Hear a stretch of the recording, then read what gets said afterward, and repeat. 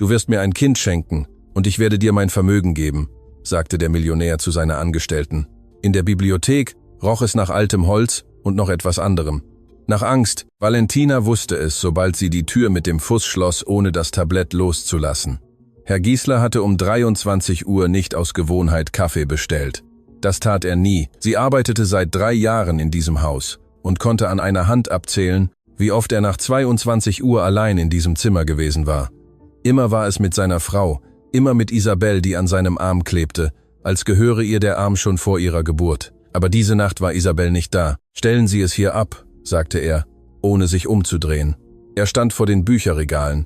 Einer dieser Männer, die vor Dingen stehen, als würden ihnen die Dinge etwas schulden. Groß, dunkler Anzug, der Hemdkragen nur leicht geöffnet als minimale Konzession an die Müdigkeit. Urs Giesler war 38 Jahre alt und hatte die Art von Gesicht, die Banken ohne ein Wort überzeugte. Valentina stellte das Tablett auf den Schreibtisch, hob die Serviette auf, die daneben gefallen war, und wollte gehen. »Bleiben Sie«, war keine Frage. Sie blieb stehen. Ihre Finger drückten auf den Rand des Tabletts. Sie zählte lautlos bis 3, wie sie es immer tat, wenn der Boden unter ihren Füßen zu wanken begann, ohne dass es jemand bemerkte. »Setzen Sie sich, Valentina. Herr Giesler, wenn Sie noch etwas brauchen, bin ich gerne. Setzen Sie sich.« Dann sah er sie an, dunkle Augen, direkt, ohne die übliche Distanz, die Chefs als Schild benutzen. »Ich werde Sie nicht fressen.« Sie setzte sich an den Rand des Sessels, den Rücken gerade, die Hände auf den Knien, die blaue Uniform gut gebügelt, die weiße Schürze makellos, trotz des 12-stündigen Arbeitstages. Das war es, was niemand in diesem Haus an Valentina Meyer verstand. Sie konnte innerlich zerbrechen und immer noch so tun, als sei nichts. Urs schenkte sich den Kaffee ein, trank ihn stehend, sie über den Tassenrand anblickend. »Wie lange sind Sie schon hier?« 3 Jahre, Herr Giesler. Im Februar werden es 4. Davor habe ich in einem Haus in Seefeld gearbeitet und davor in Luzern. »Haben Sie Familie?« Sie blinzelte. Es war eine seltsame Frage. Chefs fragten so etwas nicht. Nicht auf diese Weise. Nicht um 23 Uhr, wenn das ganze Haus schlief. »Meine Großmutter, Frau Käthi, lebt in Altstetten.« Urs nickte langsam, als würde das etwas bestätigen, was er bereits wusste. Er stellte die Tasse auf den Schreibtisch und kam näher. Valentina rührte sich nicht. Sie hatte vor langer Zeit gelernt, dass Bewegung Verrat ist. Er blieb 2 Schritte vor ihr stehen, verschränkte die Arme. »Ich werde direkt sein, denn ich habe keine Zeit für Umschweife. Und Sie scheinen mir nicht die Art von Frau zu sein, die man behandeln muss, als würde sie gleich zerbrechen. Herr Giesler, ich brauche Sie, um mir ein Kind zu schenken.« Die Pendeluhr, die niemand in diesem Haus je hörte, tickte weiter. Tick, tack, tick. Draußen fuhr ein Auto durch Zollikon, dessen Lichter über das Fenster fegten. Eine Sekunde. Valentina spürte die Kälte des Tabletts durch den Uniformstoff an ihren Oberschenkeln. Ihr wurde klar, dass sie es immer noch in den Händen hielt. »Entschuldigung«, sagte sie sehr langsam. »Ich habe Sie nicht ganz verstanden.« »Doch, Sie haben verstanden. Urs Giesler besaß 43% der Giesler Bau AG, ein Familienunternehmen mit 70-jähriger Geschichte und einem aktuellen Wert von 340 Millionen Schweizer Franken. Er war auch der einzige Sohn von Herrn Ernst Giesler, dem Gründer, Patriarchen und Mann, der sein Testament mit der chirurgischen Präzision von jemandem verfasst hatte, der jedem misstraute, einschließlich seines eigenen Blutes. Die Klausel war einfach: Der Haupterbe musste vor seinem 40. Geburtstag einen direkten Nachkommen vorweisen. Wenn nicht, ging das Aktienpaket an die Familienstiftung und der Verwaltungsrat würde von den Cousins aus St. Gallen übernommen, die Urs privat die Geier aus St. Gallen nannte. Urs wurde in 16 Monaten 40. Isabel, seine Frau seit 6 Jahren, konnte nicht schwanger werden.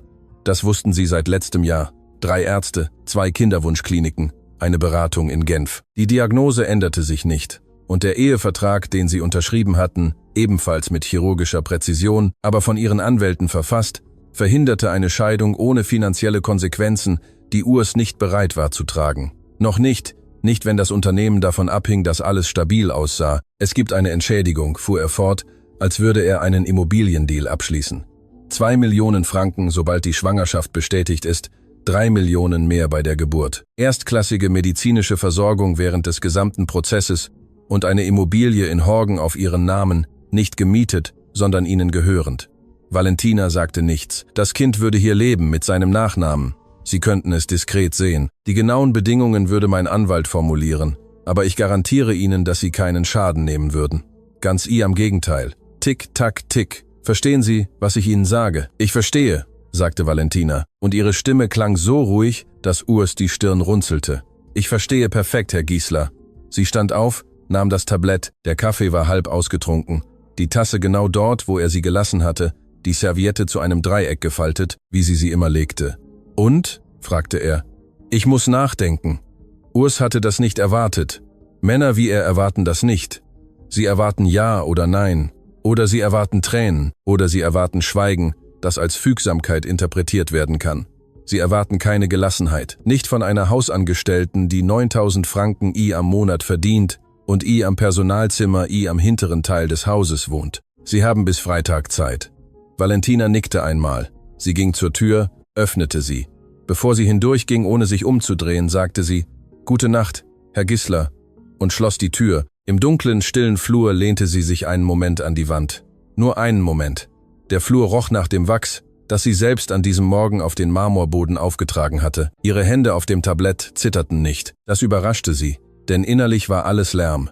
2 Millionen bei Bestätigung der Schwangerschaft, 3 bei der Geburt, eine Wohnung in Horgen und ein Kind. Valentina Meyer schloss in diesem Marmorflur die Augen und dachte an eine kleine weiße Schachtel, eine kleine weiße Holzschachtel mit einem Metallschlitz am Rand, genauso groß wie ihre Hände, als sie 25 war und noch glaubte, die Welt hätte die minimale Anständigkeit, sich vor dem Zerbrechen anzukündigen. Ihr Baby lebte 48 Stunden, ein Fieber, ein Virus, das niemand rechtzeitig entdeckte, eine Krankenschwester, die den Arzt nicht rief, als sie es hätte tun sollen, und eine junge, alleinstehende Mutter, ohne Versicherung, ohne Geld für das Privatspital, die kam, um die Geburtsurkunde zu unterschreiben, als es nichts mehr zu unterschreiben gab, außer den Namen von jemandem, der nie einen eigenen hatte. Man hatte ihr gesagt, sie würde es überwinden, dass die Zeit alle Wunden heilt, dass Gott seine Pläne hat. Valentina öffnete die Augen, ging den Flur entlang zu den Personalstiegen. Sie stieg die 16 Stufen hinunter, die die Welt der Herrschaft von der Welt derer trennten, die den Schmutz der Herrschaft beseitigen. Sie betrat ihr Zimmer, setzte sich auf den Bettrand. Draußen, am Wachhäuschen am Eingang, hörte Herr Fischer, der 68-jährige Hauswart, ehemaliger Seemann, 3-mal verwitwet und der Mann mit dem geringsten verbalen Filter in ganz Zollikon, Radio auf einer Lautstärke, die er für moderat hielt und die der Rest der Nachbarschaft als Verletzung der Menschenrechte empfand. »Hören Sie mal«, sagte er zu niemandem Besonderen, denn um diese Zeit war niemand da. »Da brennt ein seltsames Licht in der Bibliothek des Herrn. Ich wette, da ist etwas passiert. Immer wenn ein seltsames Licht in der Bibliothek brennt, ist etwas passiert.« Niemand antwortete ihm. Herr Fischer schenkte sich eine weitere Tasse Kaffee aus seiner oxidierten Thermoskanne ein, setzte sich auf seinen Klappstuhl und nickte mit der Überzeugung eines Mannes, der seit 40 Jahren unabsichtlich Zeuge des Lebens anderer war. »Es ist etwas passiert«, wiederholte er. »Sie werden sehen.« Valentina schlief diese Nacht nicht, aber nicht aus Angst, nicht wegen des Geldes, nicht wegen der Wohnung in Horgen, von der sie wusste, dass sie auf dem aktuellen Markt leicht 3 Millionen Franken wert war und das Leben ihrer Großmutter Katie auf eine Weise verändert hätte, die sich nicht in Franken berechnen ließ. Sie schlief nicht, weil Urs Gissler mit seinem dunklen Anzug und seiner geschäftsmäßigen Art ihr genau gesagt hatte, was er von ihr hielt, ohne diese Worte zu benutzen, dass sie ein nützlicher Körper war, eine Ressource, eine Lösung für ein Erbschaftsproblem. Und das Schlimmste, was ihr mehr als alles andere das Herz zuschnürte, war, dass es nicht das erste Mal in ihrem Leben war, dass jemand sie genau so ansah. Der Freitag war in 4 Tagen. Valentina drehte sich am Bett um, sah an die Decke ihres Personalzimmers. 2 Meter hoch, ein Riss in der rechten Ecke, den seit 6 Jahren niemand repariert hatte, und dachte, dass der Freitag genug Zeit war, um nachzudenken und zu beobachten, denn Valentina Meyer war seit 3 Jahren in diesem Haus. Und in 3 Jahren lernt man, wenn man aufpasst, Dinge, die die Besitzer nicht wissen, dass sie lehren. Aber was hatte sie genau in dieser Nacht auf Urs Gesicht gesehen, als sie sagte, sie müsse nachdenken, denn diese schnelle, fast unmerkliche Geste, die keine Frustration war, sondern eher etwas wie Angst. Um 6 Uhr morgens hatte Valentina das Frühstück schon fertig. Das war es, was niemand an dieser Frau verstand, dass der Schmerz ihren Zeitplan nicht änderte, dass sie eine ganze Nacht mit offenen Augen verbringen konnte, einen Riss in der Decke betrachtend und trotzdem pünktlich erschien, die Uniform gebügelt, die Haare hochgesteckt, die Rühreier genau auf den Punkt, als wäre innerlich nichts, was nicht in Ordnung wäre. Frau Isabel erschien um 8, 15 Uhr wie immer, elfenbeinfarbener Seidenbademantel, die Haare noch feucht vom Bad, die Sonnenbrille, obwohl drinnen keine Sonne schien. Sie war 35 Jahre alt und hatte die Art von Gesicht, die schon immer schön gewesen war. Sie wusste es und benutzte dieses Wissen wie eine Waffe, geräuschlos, aber zielgerichtet. »Der Kaffee ist kalt«, sagte sie, ohne Valentina anzusehen. »Er war nicht kalt. Valentina hatte ihn vor 4 Minuten serviert. Ich mache ihn neu, Frau Gisler. Nehmen Sie entkoffeinierten. Ich habe Ihnen schon gesagt, der andere erhöht meinen Blutdruck.« Valentina sagte nicht, dass Isabel an diesem Morgen den normalen bestellt hatte. Es lohnte sich nicht. Sie nahm die Tasse, ging in die Küche, bereitete den entkoffeierten Kaffee zu, brachte ihn. Isabel nahm ihn ohne Dank, wie sie alles nahm, als kämen die Dinge von selbst. »Heute Abend kommen Gäste. Herr Gisler hat ein Partnertreffen. Das Esszimmer muss perfekt sein. Die Blumen in der Mitte müssen weiße Lilien sein, nicht diese orangenen Dinger, die Sie letzte Woche mitgebracht haben. Die Tischtücher aus Italien. Nein, die aus der Schublade. Und sie«, machte sie eine Pause. Sie benutzte die Art von Pause, die bestimmte Frauen benutzen, damit die andere Person spürt, dass sie bewertet wird und die Bewertung ungünstig ist. »Tragen Sie die Haube. Wir sind doch nicht in einem Dönerladen.« Valentina zählte bis 3. »Ja, Frau Gisler, und vergessen Sie nicht, Herr Wenger ist allergisch gegen Meeresfrüchte. Letztes Mal, als Besuch da war, haben Sie gerne in den Salat getan. Sie hätten fast jemanden umgebracht. Es war eine Lüge.« Valentina erinnerte sich genau, sie hatte eine Karte neben den Salat gelegt, auf der stand, enthält Garnelen, und Herr Wenger hatte sich trotzdem bedient. Aber das zu sagen nützte nichts. Isabel brauchte, dass jemand etwas falsch gemacht hatte. Es war Teil ihrer Welt, wie sie funktionierte. »Wird nicht wieder vorkommen, Frau Gisler.« Isabel sah sie zum ersten Mal in der ganzen Unterhaltung an. Diese Augen hinter der Sonnenbrille, dunkel und direkt, wie die von Urs, aber kälter. Wenn Urs den Blick eines Kalkulierenden hatte, hatte Isabel den Blick von jemandem, der bereits kalkuliert und entschieden hatte und darauf wartete, dass der Rest des Universums nachzog. »Geht es Ihnen gut?« fragte sie, und sie fragte es auf eine Weise, die nicht fragte, ob es ihr gut gehe, sondern ob sie etwas wusste. »Perfekt, Frau Gisler, mit Ihrem Einverständnis.« Mittags, als das Haus leer war, war Isabel ins Spar gegangen. Urs war in seinen Büros in Hartbrücke. Der Chauffeur hatte den Hund zum Tierarzt gebracht. Valentina rief ihre Großmutter an. Katie Meyer, 74 Jahre alt, Arthrose, die ihr die Morgen schwer machte, eine Zunge, die ihr in Altstetten 3 dauerhafte Feindschaften eingebracht hatte, und die einzigartige, fast übernatürliche Fähigkeit, zu erkennen, wann ihre Enkelin log, selbst wenn sie am Telefon sprachen. »Was ist los?« war das Erste, was sie vor dem Hallo sagte. »Nichts, Großmutter. Wie geht es Ihnen heute Morgen?« Mit dem Knie schlecht und dem Gefühl, dass etwas passiert ist. Was war es? Valentina setzte sich auf die Servicetreppe zwischen dem 1. und 2. Stock, wo der Empfang gut war und niemand sie hörte. Unten ihr am Wachhäuschen sang Herr Fischer ein altes Schweizer Lied mit einer Hingabe, die das, was ihm an Tonlage fehlte, mehr als ausglich. »Herr Gisler hat gestern Abend mit mir gesprochen. Hat er dich gefeuert? Hat er dich nicht respektiert, Valentina?« Sie zögerte eine Sekunde zu lang. »Valentina, es war ein Vorschlag, Großmutter, ein seltsamer. Ich weiß nicht einmal, wie ich es erklären soll.« Sie brauchte 5 Minuten, um es ihr zu erzählen. Sie tat es langsam, ohne Drama, mit den gleichen Fakten in der gleichen Reihenfolge, in der sie sich ereignet hatten. Katie hörte zu, ohne zu unterbrechen. Was für eine Frau, die sogar die Fernsehnachrichten unterbrach, außergewöhnlich war. Als Valentina fertig war, herrschte Schweigen. »Großmutter, ich denke nach.« »Worüber denkst du nach?« »Ich denke, dieser Mann ist ein Schuft mit einer teuren Krawatte.« Eine Pause. »Und ich denke, du hast bereits eine Entscheidung getroffen und rufst mich an, damit ich sie dir bestätige.« Valentina drückte das Telefon fester. »Ich habe noch keine Entscheidung getroffen.« »Lüge. Wenn du anrufst, bevor du dich entscheidest, fragst du, was ich tun soll. Wenn du anrufst, nachdem du dich entschieden hast, erzählst du, was passiert ist. Du erzählst mir, was passiert ist, dass dieser Mann dich wie eine Handelsvereinbarung behandelt hat und du ihm gesagt hast, dass du darüber nachdenken würdest. Das ist keine Entscheidung. Doch, das ist es, mein Schatz. Ihm zu sagen, dass du nachdenken würdest, anstatt das Tablett zu nehmen und ihm einen Teller auf den Kopf zu schlagen, ist eine Entscheidung. Es bedeutet, dass etwas in deinem Kopf bereits arbeitet und du traust dich noch nicht, dir selbst zu sagen, wofür. Draußen erreichte Herr Fischer den Refrain mit erneuter Emotion. »Großmutter, was würden Sie tun?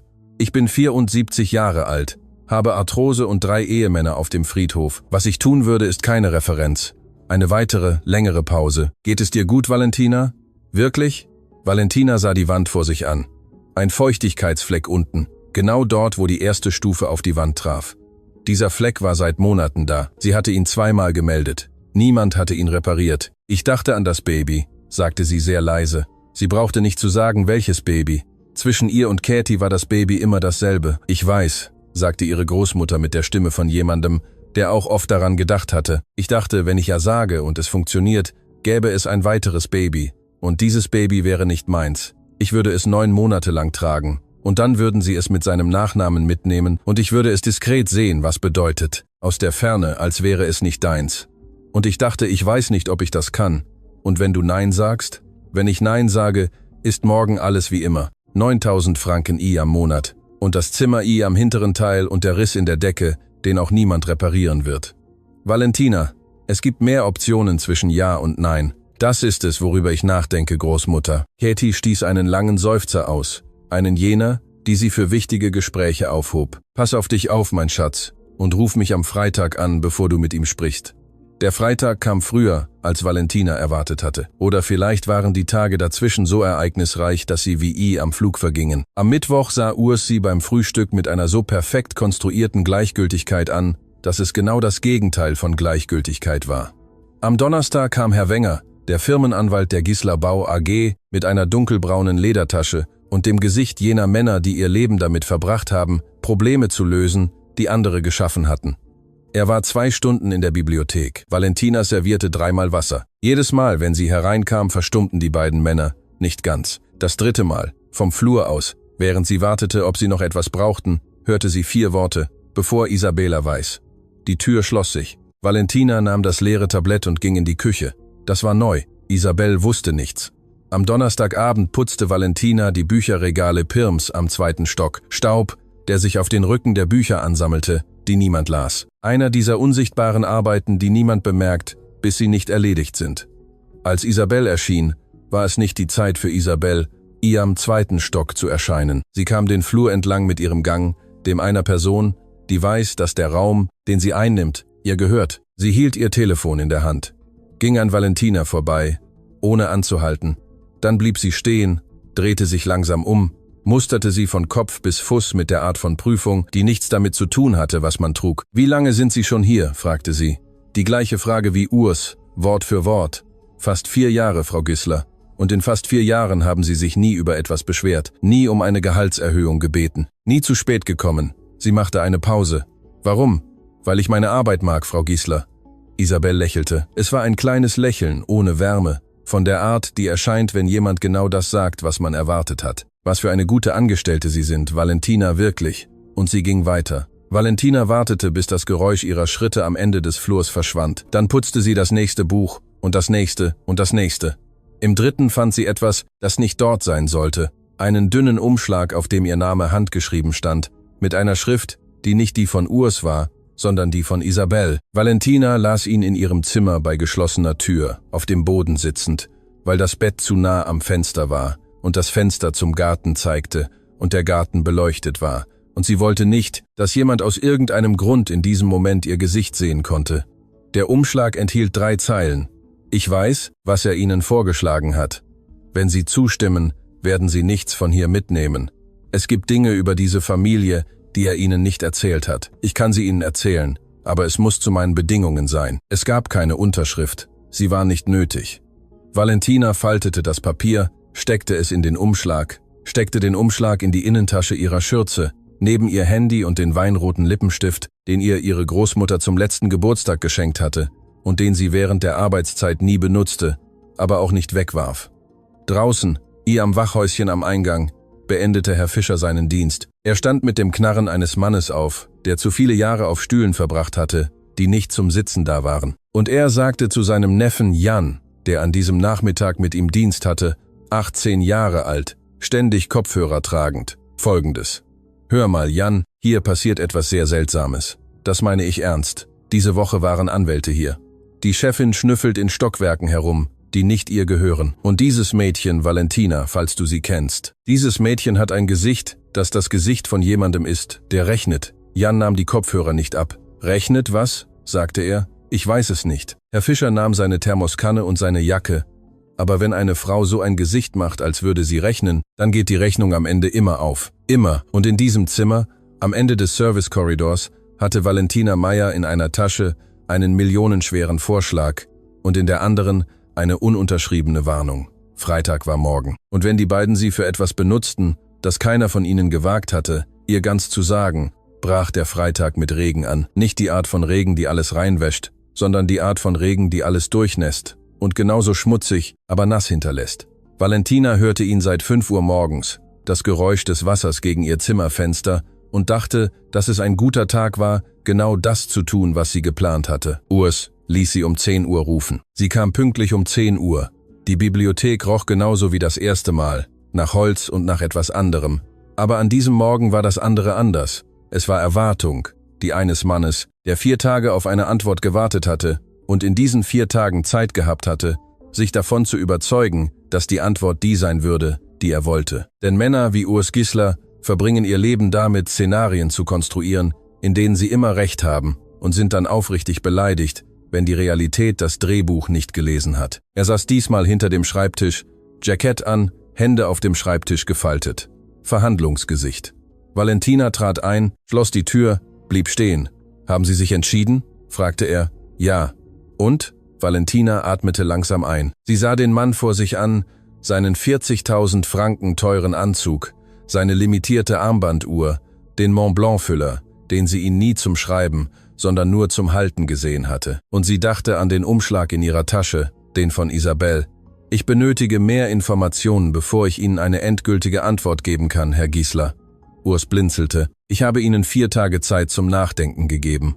Und ich habe nachgedacht. Und ich bin zu dem Schluss gekommen, dass eine Entscheidung dieser Größenordnung erfordert, dass ich genau verstehe, worauf ich mich einlasse. Sie haben mir Geld und eine Immobilie angeboten.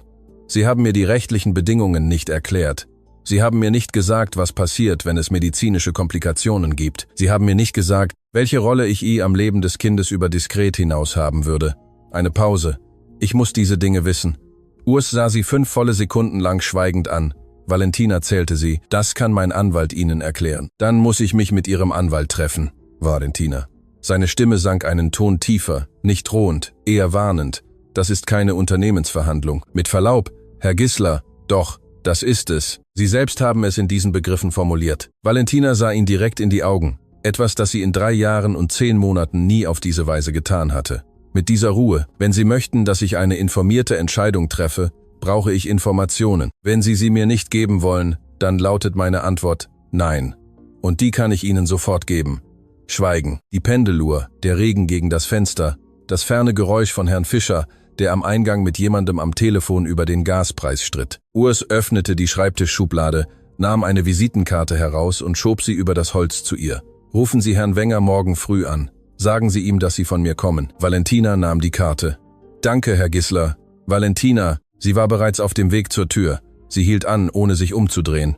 »Das muss bis zum 15. des nächsten Monats geklärt sein. Ist das klar?« »Glasklar.« Sie ging durch die Tür, schloss sie vorsichtig, mit der gleichen Sorgfalt wie immer, ohne einen Knall, der etwas verraten hätte. Im Flur, allein, erlaubte sie den Mundwinkeln, sich kaum zu bewegen. Es war kein Siegeslächeln, es war das Lächeln von jemandem, der gerade Zeit gekauft hatte. Und Zeit war in diesem Moment genau das, was sie brauchte. Was Urs nicht wusste, war, dass Valentina die 4 Tage zuvor etwas getan hatte, was Reiche nie kalkulieren, wenn sie ihre Geschäfte mit Leuten abschließen, die für sie arbeiten, beobachten. Große Häuser haben ein Gedächtnis, nicht in den Bildern, nicht in den importierten Möbeln, nicht in den Marmorböden. Das Gedächtnis eines großen Hauses liegt in den Ecken, die niemand gut reinigt, weil niemand überwacht, in den Schubladen, die sich von selbst öffnen, wenn das Holz sich durch die Wärme ausdehnt, in den Gesprächen, die Leute leise führen und glauben, die Wände hörten nicht zu, ohne zu verstehen, dass die Wände nicht zuhören, aber die Menschen auf der anderen Seite schon. Valentina hatte das bei ihrer ersten Arbeit in Luzern gelernt, als sie 19 war und eine Chefin hatte, die Weinflaschen hinter den Handtüchern am Bad versteckte. Das Geheimnis war nicht der Wein. Das Geheimnis war, dass die Chefin Angst vor ihrem eigenen Mann hatte. Und diese Angst versteckte sie auch, aber weniger gut. Und wenn jemand Angst hat und sie versteckt, hinterlässt er Spuren. Urs Gisler hatte auch Angst. Sie hatte es in der ersten Nacht gesehen, diese schnelle Geste, als sie sagte, sie würde nachdenken. Sie hatte es am Mittwoch gesehen, als er beim Frühstück durch das Esszimmer ging und seine Augen direkt zu ihr wanderten, bevor sie einen anderen Punkt am Raum fixierten. Sie hatte es am Donnerstag gesehen, als Herr Wenger mit der Aktentasche kam und die beiden Männer die Bibliothekstür fester als nötig schlossen. Männer, die alles haben keine Angst, die kleinen Dinge zu verlieren. Sie haben nur Angst, das Einzige zu verlieren, von dem sie am Grunde wissen, dass sie es nicht verdienen. Und dann, am Dienstagnachmittag, als Valentina die Bücherregale am 3. Stock putzte, den niemand benutzte, der nach altem Papier und einer anderen Art von Stille roch als der Rest des Hauses, fand sie die Kamera. Sie war klein, so groß wie ein Feuerzeug in der oberen Ecke des Eckregals installiert, getarnt zwischen 2 Architekturbänden, die offensichtlich seit Jahren niemand mehr angefasst hatte. Sie zeigte auf den zentralen Schreibtisch dieses Stockwerks, den Urs benutzte, wenn er zu Hause arbeitete und allein sein wollte. Es war keine neue Kamera. Der Staub am Rand der Halterung verriet es. Sie war seit Monaten dort, vielleicht länger. Valentina sah sie genau 30 Sekunden lang an. Sie berührte sie nicht, bewegte sie nicht. Sie putzte die Bücher weiter, als hätte sie nichts gesehen. Später in ihrem Zimmer suchte sie das Modell am Internet. Sie brauchte 12 Minuten, um es zu finden. Es war eine Haussicherheitskamera, die über WLAN verbunden war und kontinuierlich in der Cloud aufzeichnete. Das Modell war seit 4 Jahren auf dem Markt. Das Sicherheitssystem des Hauses wurde von einer externen Firma betreut. Valentina wusste das, weil sie 2-mal am Jahr kamen, um die Geräte zu überprüfen, und sie war es, die ihnen öffnete und Kaffee gab. Die Firma hieß Sicherheit Total Zürichsee. Der Techniker, der immer kam, hieß Aurelio. Er hatte einen Schnurrbart und eine Schokoladenallergie und unterhielt sich gerne. Valentina erinnerte sich perfekt daran und erinnerte sich auch an etwas anderes. Aurelio hatte bei seinem letzten Besuch erwähnt, dass das Haussystem eine Schwachstelle am Bedienfeld, am 3. Stock hatte, weil Herr Giesler zusätzliche Geräte auf eigene Faust installiert hatte, ohne sie in das Hauptsystem zu integrieren, und das schuf einen toten Winkel am Netzwerk. Zusätzliche Geräte auf eigene Faust, ohne Integration. Die Kamera am 3. Stock war nicht am System der Firma. Sie war mit einem persönlichen Konto von Urs verbunden, was bedeutete, dass Urs seinen eigenen Schreibtisch aufzeichnete, was bedeutete, dass in dieser Cloud Aufzeichnungen waren, was viele Dinge bedeutete. Herr Fischer hatte nicht die Absicht, sich in irgendetwas einzumischen. Das war wichtig klarzustellen, denn er sagte es sich selbst regelmäßig, laut, jedem, der zuhören wollte, und auch jedem, der nicht zuhören wollte.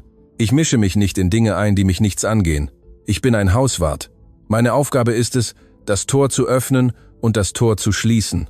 Öffnen und schließen, das ist alles. Was passierte war, dass er am Montagnachmittag, als er das Tor öffnete, um den Supermarktlieferwagen hereinzulassen, unabsichtlich etwas hörte, völlig unabsichtlich. Der Lastwagen machte Lärm und er musste sich dem Fenster des Fahrers nähern, um den Beleg zu erhalten. Und von dieser Position aus konnte man perfekt hören, was sie am Seitengarten gesagt wurde. Er hörte Frau Isabel am Telefon mit jemandem sprechen. Er darf es noch nicht erfahren. Ich brauche das Dokument fertig, bevor er wieder mit Wenger spricht. Herr Fischer gab dem Lastwagenfahrer den Beleg, hob grüßend die Hand, schloss das Tor und blieb am Wachhäuschen stehen, den Seitengarten betrachtend, mit dem Ausdruck eines Mannes, der gerade etwas gehört hatte, das er nicht hören wollte und das er doch nicht mehr ungeschehen machen konnte. Oh weh, sagte er zu sich selbst und dann, weil er es nicht unterlassen konnte, es zu sagen, oh weh, oh weh. An diesem Nachmittag, als Valentina auf dem Weg zur Serviceküche vorbeikam, rief Herr Fischer sie leise. Leise für ihn war das, was der Rest der Welt als normale Gesprächslautstärke betrachten würde. Hören Sie, Valentina, sehen Sie, ich mische mich nicht in Dinge ein, die mich nichts angehen, das ist bekannt, aber ich habe heute zufällig etwas gehört. Völlig zufällig. Valentina blieb stehen, sah ihn an. Was haben Sie gehört, Herr Fischer? Die Chefin sprach über ein Dokument, das fertig sein musste, bevor der Herr wieder mit seinem Anwalt sprach. Er runzelte die Stirn. Ich weiß nicht, welches Dokument. Ich habe nicht mehr gehört. Der Supermarkt-LKW macht viel Lärm, wissen Sie? Alte Motoren, diese Lastwagen. Man weiß nie. Herr Fischer. Ja? Danke. Der Mann nickte mit der Feierlichkeit eines Mannes, der gerade etwas Wichtiges erledigt hatte, ohne genau zu wissen, was. Ich mische mich nicht in Dinge ein, die mich nichts angehen, wiederholte er. Aber ich bin auch nicht derjenige, der schweigt, wenn etwas seltsam riecht. Und das hier, Fräulein, riecht seltsam. Valentina rief Herrn Wenger am Samstagmorgen an. Das Treffen wurde für den folgenden Montag um 16 Uhr in den Büros in Hartbrücke vereinbart. Am Sonntag ging Valentina mit ihrer Großmutter Katie zur Messe, nicht weil sie besonders gläubig war, sondern weil es der einzige Moment in der Woche war, in dem sie neben dieser Frau sitzen konnte, ohne dass eine von beiden etwas Wichtiges sagen musste, und beide wussten es. In der Messe sprach der Pfarrer über das Gleichnis vom klugen Verwalter. Valentina hörte zu. Katie drückte ihre Hand am Moment des Evangeliums, ohne etwas zu sagen, nur dieser alte, feste Druck, der dasselbe sagte, was er immer gesagt hatte, seit Valentina 6 war und Angst vor Gewittern hatte. Ich bin hier. Weiter. Nach der Messe, als sie mit einer Wurst-I am Brot in der Hand durch Altstetten gingen, sagte Katie, »Du weißt schon, was du tun wirst. Ich werde dem Anwalt am Montag zuhören. Das weiß ich schon. Ich frage das andere.« Valentina biss in die Wurst. Sie dachte an die Kamera I am 3. Stock, an Isabels Umschlag, an Urses Gesicht, als sie sagte, sie müsse nachdenken. »Ich rechne immer noch, Großmutter.« Katie nickte. Sie aß ihre Wurst auf, warf den Spieß zielgerichtet in den nächsten Mülleimer. Er traf. »Es klingt, als würdest du gewinnen«, sagte sie. »Aber was genau gewinnen und zu welchem Preis? Denn in diesem Haus gab es 2 Menschen, die sie benutzen wollten. Und nur eine von ihnen hatte ihr so etwas wie die Wahrheit gesagt. Die Frage war, welche? Herr Wenger hatte die Art von Büro, die darauf ausgelegt war, einen daran zu erinnern, dass man nicht dazugehört. 22. Stock eines Glasturms in Hartbrücke, Blick auf die Autobahn, dunkle Holzmöbel mit goldenen Beschlägen, 2 gerahmte Diplome, ein abstraktes Bild, das mehr kostete als das Auto seiner Sekretärin, und in der Mitte, hinter einem Schreibtisch, der eindeutig der Hauptschreibtisch von jemandem war, der klarstellen musste, wer ihr am Raum das Sagen hatte. Herr Dr. Alejandro Wenger, 52 Jahre alt, Bordeaux rote Krawatte, Hände eines Mannes, der seit Jahrzehnten nichts Schweres getragen hat. Valentina kam pünktlich um 16 Uhr in ihrer Sonntagskleidung, dem einzigen Ensemble, das sie besaß, das weder Uniform noch Arbeitskleidung war. Weiße Bluse, schwarze Hose, flache Schuhe, die Haare zum ersten Mal seit Wochen offen und ein kleines Notizbuch mit einem Kugelschreiber darin. Das Notizbuch hatte sie mühsam gefunden. Es stammte aus ihrer Gymnasialzeit. Es hatte Blumen auf dem Cover. Sie sah es an und dachte, es sei egal. Die Sekretärin ließ sie 12 Minuten warten. Valentina zählte sie. Als sie eintrat, stand Wenger nicht auf. Er zeigte mit einer knappen Geste auf den Stuhl auf der anderen Seite des Schreibtischs. »Valentina Meyer«, sagte er, einen Ordner prüfend. »Hausangestellte, 3 Jahre bei Familie Giesler. Fast 4. Er notierte es, obwohl Valentina bezweifelte, dass er es für etwas verwenden würde. »Herr Giesler hat mir die Situation erklärt. Ich möchte, dass Sie wissen, dass dies absolut vertraulich ist und dass meine Aufgabe hier ist, sicherzustellen, dass jede getroffene Vereinbarung für alle Parteien fair ist.« Valentina öffnete ihr Notizbuch, nahm den Kugelschreiber heraus. Wenger blinzelte. Das hatte er nicht erwartet. »Haben Sie Fragen?«, sagte er sich fassend. »Ja, viele. Sie hatte alle notiert. Sie hatte sie am Sonntagabend nach der Messe, nach der Wurst, in ihrem Zimmer bei geschlossener Tür und der Musik von Herrn Fischer I am Hintergrund als unabsichtliche Geräuschkulisse aufgeschrieben. Was passiert, wenn es während der Schwangerschaft zu medizinischen Komplikationen kommt und die versprochene Versorgung die spezifische Behandlung nicht abdeckt? Wenger runzelte die Stirn. Das ist I am Vertrag detailliert. Kann ich den Vertragsentwurf sehen? Er ist noch nicht fertig. Wann wird er fertig sein? In etwa einer Woche. Welche rechtlichen Garantien habe ich, dass die mündlich vereinbarten Bedingungen I am schriftlichen Dokument eingehalten werden? Nun, der Vertrag ist bindend, notariell beglaubigt. Natürlich. Welcher Notar? Aus der Wahl von Herrn Giesler oder kann ich einen unabhängigen vorschlagen? Herr Doktor. Wenger legte den Ordner auf den Schreibtisch, faltete die Hände, sah die Frau vor sich mit einem Ausdruck an, der interessant zu lesen war. Denn er hatte als freundliche Herablassung begonnen, die man jemandem entgegenbringt, der die Welt der Verträge nicht versteht. Und hatte sich, Frage für Frage, in etwas Ähnliches wie unwillkürlichen Respekt verwandelt. »Sie können einen vorschlagen«, sagte er langsamer als zuvor. »Was passiert mit meinen rechtlichen Rechten an dem Kind, falls die Vereinbarung von Seiten der Giesler gebrochen wird? Schweigen. Das ist komplexer. Ich weiß. Deshalb frage ich.« Wenger sah sie an, sie sah ihn an. Draußen sah die Autobahn aus dem 22. Stock wie ein Lichterfluss aus, obwohl es noch nicht dunkel war. »Darf ich Sie etwas fragen, Valentina?« »Gerne. Haben Sie unabhängige Rechtsberatung?« »Noch nicht. Ich würde Ihnen raten, eine zu besorgen, bevor Sie etwas unterschreiben.« Es war ein aufrichtiger Rat. Valentina erkannte ihn, denn aufrichtige Ratschläge klingen anders als die, die aus Protokoll gegeben werden. Sie kommen von einem Ort, an dem die Person, sei es auch nur für eine Sekunde, an einen denkt und nicht an ihren Auftraggeber. »Ich werde sie mir besorgen«, sagte sie. »Danke, Herr Dr. Wenger. Unterschreiben Sie nichts, ohne es 3-mal gelesen zu haben.« »Ich unterschreibe nichts, ohne es 3-mal gelesen zu haben«, wiederholte sie und notierte es in ihrem Notizbuch, obwohl sie es nicht brauchte. Sie verließ den Glasturm um 15 Uhr. Die Luft in Hartbrücke hatte diese Qualität von Orten, die für Autos und nicht für Menschen gebaut sind. Viel Wind zwischen Gebäuden, wenig Schatten, kein Baum in der Nähe. Sie rief ihre Großmutter vom Gehsteig aus an. »Wie war es?« Der Anwalt ist von Ihnen, aber er hat mir etwas Nützliches gesagt. Was? Dass ich mir einen eigenen besorgen soll. Und hast du Geld dafür? Noch nicht, aber ich werde einen Pflichtverteidiger suchen. Eine Pause. Großmutter, kanntest du jemanden aus dem Quartier, der Jura studiert hat? Katie dachte nach. Man hörte sie nachdenken. Frau Gräzias Sohn, der an der Uni Zürich studiert hat, arbeitet in einer Organisation, die Frauen hilft. Er verlangt nichts. Wie heißt er? Marco.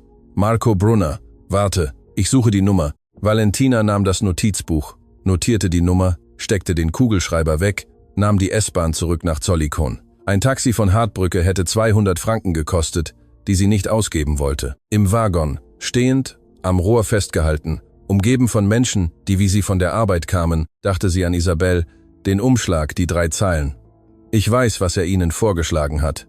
Wenn sie zustimmen, werden sie nichts von hier mitnehmen. Es gibt Dinge über diese Familie, die er ihnen nicht erzählt hat. Ich kann sie ihnen erzählen, aber es muss zu meinen Bedingungen sein. Isabel wusste es, aber Isabel hatte auch ihre eigenen Motive, ihre eigenen Pläne, ihr eigenes Dokument, das fertig sein musste, bevor Urs wieder mit Wenger sprach. Niemand in diesem Haus war unschuldig. Niemand reichte ihr aus Großzügigkeit die Hand. Die Frage war, was wusste Isabel, was Valentina noch nicht wusste und was die gesamte Gleichung änderte? Die Antwort kam am Mittwoch und nicht auf die Art, wie Valentina es erwartet hatte. Sie kam in Form einer Frau. Sie war jung, Mitte 20, nicht älter, dunkle Haare, einfache Kleidung, ein Stoffrucksack mit dem verwaschenen Logo einer öffentlichen Universität. Sie kam um 15 Uhr zum Tor der Villa, als Valentina die Pflanzen am Vorgarten goss und fragte, ob sie mit ihr sprechen könne. Nicht mit den Herrschaften, mit ihr. Valentina drehte das Wasser ab. Wer sind Sie? Ich heiße Sophie Müller. Die Frau hielt ihren Blick mit der Art von Anstrengung, die man unternimmt, wenn man Angst hat, aber entschieden hat, dass es wichtiger ist, die Sache trotz der Angst zu tun, als die Angst selbst. Ich habe hier vor Ihnen gearbeitet. Die Welt machte ein leises Klick. Wann? Vor 2 Jahren. 6 Monate lang war ich Hausangestellte in diesem Haus. Sie schluckte. Herr Gissler hat mir den gleichen Vorschlag gemacht wie Ihnen. Valentina sagte nichts, ließ den Schlauch auf den Boden fallen, sah Sophie Müller 5 volle Sekunden lang an. Woher wissen Sie, dass er ihn mir gemacht hat? Isabel hat mich angerufen. Sie sagte, es gäbe eine andere, die ich Ihnen erzählen sollte. Eine Geste von etwas, das nicht genau Scham war, aber eng verwandt. Ich weiß nicht, ob ich Isabel trauen soll, aber was mir passiert ist, müssen Sie wissen, bevor Sie sich entscheiden. Was ist Ihnen passiert? Sophie Müller sah zum Tor, sah die Straße, sah Valentina an. Können wir drinnen sprechen? Ich bin lieber nicht auf dem Gesteig. Sie setzten sich in die Serviceküche. Valentina machte Kaffee, obwohl es 15 Uhr war und keine der beiden Koffein brauchte. Einfach weil Kaffee kochen eine Möglichkeit war, die Hände zu beschäftigen, während sich die Welt neu ordnete. Sophie sprach 20 Minuten lang. Sie sagte, sie habe auch um Bedenkzeit gebeten, dass Urs ihr eine Woche gegeben habe, dass Isabel sie in dieser Woche auch angerufen habe. Mit demselben Umschlag, denselben 3 Zeilen, demselben Informationsangebot, dass sie zugestimmt habe, sich mit Isabel zu treffen, dass Isabel ihr Dinge über Urs erzählt habe, die sie in diesem Moment nicht überprüfen konnte, dass sie Urs Vorschlag abgelehnt habe, dass Isabel 3 Tage später die Personalvermittlungsagentur, die sie vermittelt hatte, angerufen und gemeldet habe, dass Sophie Müller Schmuck aus dem Haus gestohlen habe. Es war eine Lüge. Sophie hatte nichts gestohlen, aber die Agentur hatte sie von der Liste genommen und mit diesem Eintrag würde sie kein Haus in der Umgebung mehr einstellen. Und ohne Arbeit, ohne Referenzen, mit einer kranken Mutter in Ecatepec und einer Miete, die sie nicht erwartet hatte Sophie in einem Demojob in einer Papeterie am Zentrum geendet, der die Hälfte von dem bezahlte, was sie vorher verdiente. Isabel war diejenige, die angerufen hat. Nicht Urs, sie. Valentina hatte die Hände um die Kaffeetasse. Die Keramik war warm. Warum sollte Isabel das tun, wenn sie selbst gesucht hat? Weil Isabel mir nicht helfen wollte. Sie wollte, dass ich Urs ablehne, dass ich gehe. Und als ich den Vorschlag ablehnte und ging, nützte ich ihr nichts mehr. Und jemand, der ihr nichts nützt, ist jemand, der reden kann. Sophie senkte den Blick. Ich habe 2 Jahre geschwiegen, weil ich Angst hatte, weil ich keine Beweise hatte, weil ich dachte, niemand würde mir glauben. Und jetzt ruft Isabel mich wieder an. Sie sagt, diesmal sei es anders, dass sie es mit ihnen ernst meine, dass sie Beweise für Dinge hat, die Urs getan hat. Sophie sah sie direkt an, aber ich vertraue ihr nicht mehr. Ich bin gekommen, um Ihnen zu erzählen, was mir passiert ist. Was Sie damit tun, ist Ihre Entscheidung. Valentina nickte sehr langsam. Haben Sie etwas Schriftliches? Nachrichten, E-Mails, irgendetwas. Das beweist, was Sie mir erzählen. Sophie öffnete ihren Rucksack, nahm ihr Telefon heraus, zeigte ihr eine Reihe von WhatsApp-Nachrichten. Isabels Nummer war als Frau Giesler gespeichert. Valentina las sie sorgfältig. Die Daten waren von vor 2 Jahren und von dieser Woche. Können Sie mir Screenshots dieser Nachrichten schicken? Wofür wollen Sie sie verwenden? Ich weiß es noch nicht, aber ich werde sie brauchen. Sophie sah sie an. Sie schien etwas zu kalkulieren.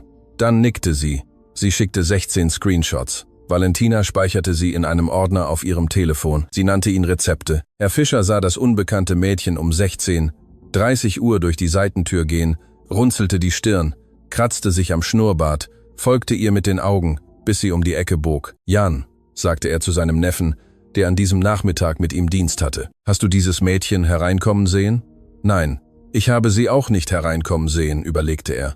»Wie ist sie hereingekommen, wenn ich sie nicht hereinkommen gesehen habe? Vielleicht als du auf der Toilette warst. Ich gehe 1 Minute auf die Toilette.« 1 Minute! Er zeigte empört auf die Seitentür. »Niemand kommt in 1 Minute herein. Das dauert länger.« »Onkel, was? Misch dich nicht in Dinge ein, die dich nichts angehen.« Herr Fischer sah ihn mit dem zutiefst beleidigten Ausdruck eines Mannes an, dem man seine eigene Phrase wiederholt. »Ich mische mich nicht ein«, sagte er. »Ich beobachte. Es gibt einen riesigen Unterschied zwischen Einmischen und Beobachten. Jan, riesig.« Als Valentina gestern Abend vorbeikam, um die Wochenregistrierung am Wachhäuschen abzugeben, eine administrative Formalität, die niemand sonst am Haus erfüllte, die sie aber seit dem 1. Monat als ihr eigenes Protokoll etabliert hatte, hielt Herr Fischer sie mit einer Geste an. »Hören Sie, das Mädchen, das heute hereingekommen ist, geht es ihr gut?« Valentina sah ihn an. »Warum fragen Sie?« Weil sie ein Gesicht hatte, als hätte sie lange etwas Schweres getragen. Er zuckte die Achseln. »Ich kenne dieses Gesicht. Es ist das Gesicht derer, die Dinge tragen, die nicht ihre sind und nicht wissen, wie sie loswerden sollen.« Valentina sah ihn noch einen Moment an. »Es wird ihr gut gehen«, sagte Herr Fischer. Er nickte zufrieden. »Gut.« Kurze Pause. »Und Ihnen? Auch. Das freut mich.« Er setzte sich wieder auf seinen Stuhl, weil gestern Frau Isabel bei der Agentur gefragt hat, ob es Kameras in der Serviceküche gäbe, so nebenbei, als ob es sie nichts anginge. »Aber ich habe es gehört.« Valentina blieb ganz still. »Wann genau?« »Gestern, so gegen 2. Ich habe es über die Gegensprechanlage gehört. Manchmal, wenn jemand von innen nach außen wählt, hört man beide Seiten, wenn man nahe dran ist. Und was haben Sie ihr gesagt? Das Nein, dass es in der Serviceküche keine Kameras gibt.« Valentina atmete ein, ließ die Luft langsam entweichen. »Danke, Herr Fischer, dafür sind wir da.« Kurze Pause. »Ich mische mich nicht in Dinge ein, die mich nichts angehen, aber ich schweige auch nicht, wenn etwas jemandem schaden könnte, der es nicht verdient.« In ihrem Zimmer. An diesem Abend ordnete Valentina alles, was sie hatte. Die Screenshots im Ordner Rezepte, die Nummer des Anwalts Marco Brunner, die ihre Großmutter ihr gegeben hatte, die Visitenkarte von Herrn Wenger, Isabels Umschlag und die neue, kalte Gewissheit, dass Isabel Giesler nicht ihre Verbündete war, sondern eine andere Version derselben Gefahr. Und wenn die beiden darauf warteten, dass sie sich zuerst bewegte, um diese Bewegung gegen sie zu nutzen. Der Friedhof in Altstetten roch nach feuchtem Zement und nach Blumen, die seit 2 Tagen in der Sonne lagen. Valentina kam an einem Dienstag, ihrem freien Tag, mit einem Strauß Ringelblumen, den sie auf dem Zürcher Blumenmarkt gekauft hatte, weil sie das immer mitbrachte und weil das Gelb dieser Blumen die einzige Farbe war, die ihr an einem solchen Ort ehrlich erschien, ohne Prätension, ohne Anstrengung, etwas anderes zu sein, einfach nur gelb. Nichts weiter gegen den grauen Stein. Das Grab war klein, ein einfacher weißer Marmorgrabstein, ohne Foto, mit 3 eingravierten Zeilen. Engel Meier, 48 Stunden Leben, immer in uns. Das in uns war Kathys Idee gewesen. Valentina hatte nur ihren Namen setzen wollen. Aber ihre Großmutter hatte gesagt, nein, dieses Baby gehöre nicht nur ihr, dieses Baby gehöre beiden. Und wenn jemand sich fragte, warum in uns auf einem Grabstein stand, sollte er fragen, und sie würden es erklären, denn solche Fragen verdienten eine Antwort und keine Scham. Valentina kniete nieder, wischte mit der Hand den Rand des Grabsteins ab, wo sich immer ein wenig Erde ansammelte. Sie arrangierte die Blumen in der Zinnvase, die ihre Großmutter zu Hause aufbewahrte und bei jedem Besuch mitbrachte, weil die Vasen, die man auf dem Friedhof ließ, immer verschwanden. Sie betete nicht, oder sie betete auf ihre Weise, was bedeutete, still zu bleiben und die Stille tun zu lassen, was Worte nicht können. Katie kam 10 Minuten später, mit ihrem langsamen Gang wegen des schlechten Knies und ihrem dunkelgrünen Tuch, obwohl es nicht kalt war, weil Katie das Tuch das ganze Jahr übertrug. Und wenn jemand fragte, warum, sagte sie, es sei ihre zweite Haut, und ihre zweite Haut habe keine Saison. Sie kniete neben Valentina nieder, mit der sichtbaren Anstrengung einer, die nicht mehr die Knie von früher hatte, aber auch nicht die Absicht hatte, sich von den Knien sagen zu lassen, was sie tun konnte und was nicht. Die beiden Frauen schwiegen eine Weile. Der Friedhof war zu dieser Morgenstunde fast leer. Ein älterer Herr fegte den Nachbarbereich. Ein Kind rannte zwischen den Gräbern herum, während seine Mutter es leise ausschimpfte. 2 Jahre schon, sagte Katie schließlich. 2 Jahre und 4 Monate. Wie geht es ihm? Es war die Frage, die nur Katie ihr stellte. Nicht, wie geht es dir, sondern, wie geht es ihm? Als wäre das Baby immer noch etwas, das Valentina trug und man nach diesem spezifischen Gewicht fragen musste, nicht nach dem allgemeinen Gewicht. Gleich, sagte Valentina. Es tut nicht mehr so weh wie früher, aber es ist immer noch da. So funktioniert es, sagte Katie. Die man verliert, gehen nicht weg. Sie passen sich an, lernen, weniger Platz einzunehmen, damit man sich weiter bewegen kann. Aber sie gehen nicht weg. Valentina sah den Grabstein an. Manchmal frage ich mich, wie er wäre. Wie wäre er? Wie wäre er jetzt? Ob er schon laufen würde? Ob er sprechen würde? Ob er zu denen gehörte, die viel reden? Oder zu denen, die alles beobachten und wenig sagen? Katie sah sie von der Seite an. Wie du, sagte sie, er wäre wie du gewesen. Valentina presste die Lippen zusammen. Das war das Nächste, was sie seit Wochen dem Weinen gekommen war. Dieser Kommentar, ohne Drama, ohne Absicht zu trösten, nur als eine Tatsache, die Katie für so offensichtlich hielt, dass sie keiner Erklärung bedurfte. Großmutter, sagte sie nach einem Moment. Kannten Sie Urs Gislers Mutter? Katie runzelte die Stirn. Eine neue Falte auf der Stirn, von denen, die erscheinen, wenn etwas eine Erinnerung berührt, die man für aufbewahrt hielt. Warum fragst du das? Weil du einmal erwähnt hast, dass du jemanden aus dieser Familie kanntest, als ich dir erzählte, wo ich arbeiten würde. Ah. Katie ordnete ihr Tuch neu. Ich kannte Eliane. Eliane Gisler, die Mutter des Herrn. Wie kanntest du sie? Aus dem Quartier. Sie war nicht aus Altstetten, sie war aus dem Kreis 4. Aber sie kam sonntags in die Pfarrei St. Martin, weil ihr der Pfarrer von damals gefiel, Pfarrer Maurer, der Predigten hielt, die die Seele erschütterten, auch wenn man nicht wollte, dass sie erschüttert wurde. Pause. Wir wurden Kirchenfreundinnen. Von diesen Freundschaften, die tief am Tempel sind und draußen heißt es, was für ein Wunder, dich zu sehen, aber tief doch. Wie war sie? Katie brauchte eine Weile, um zu antworten. Gut, diese Güte, die kostet, die man jeden Tag erarbeiten muss, weil sie nicht von selbst kommt. Sie war nicht eine von denen, die gut sind, weil das Leben sie gut behandelt hat. Sie war gut trotz allem. Sie senkte die Stimme, trotz ihres Mannes, trotz ihrer Kinder, trotz vieler Dinge, trotz Urs.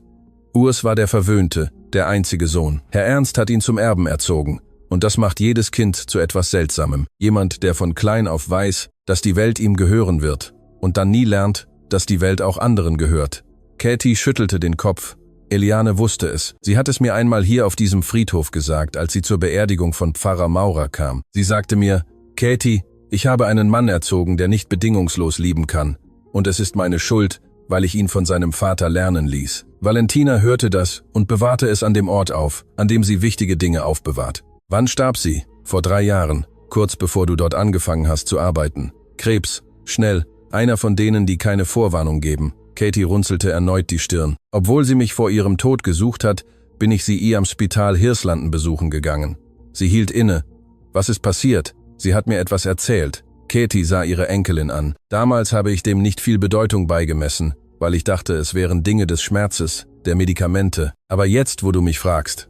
Was hat sie gesagt, Großmutter? Katie ordnete ihr Tuch zum 2. Mal.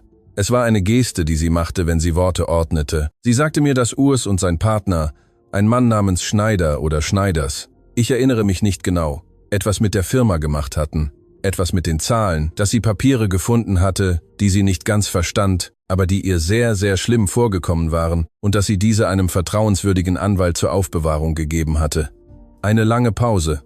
Sie sagte, wenn jemand jemals wissen müsste, hieß der Anwalt Herr Roth. Er hatte seine Kanzlei am Kreis 3, wie die Con. Valentina rührte sich nicht. Herr Roth, das sagte sie. Katie sah sie an.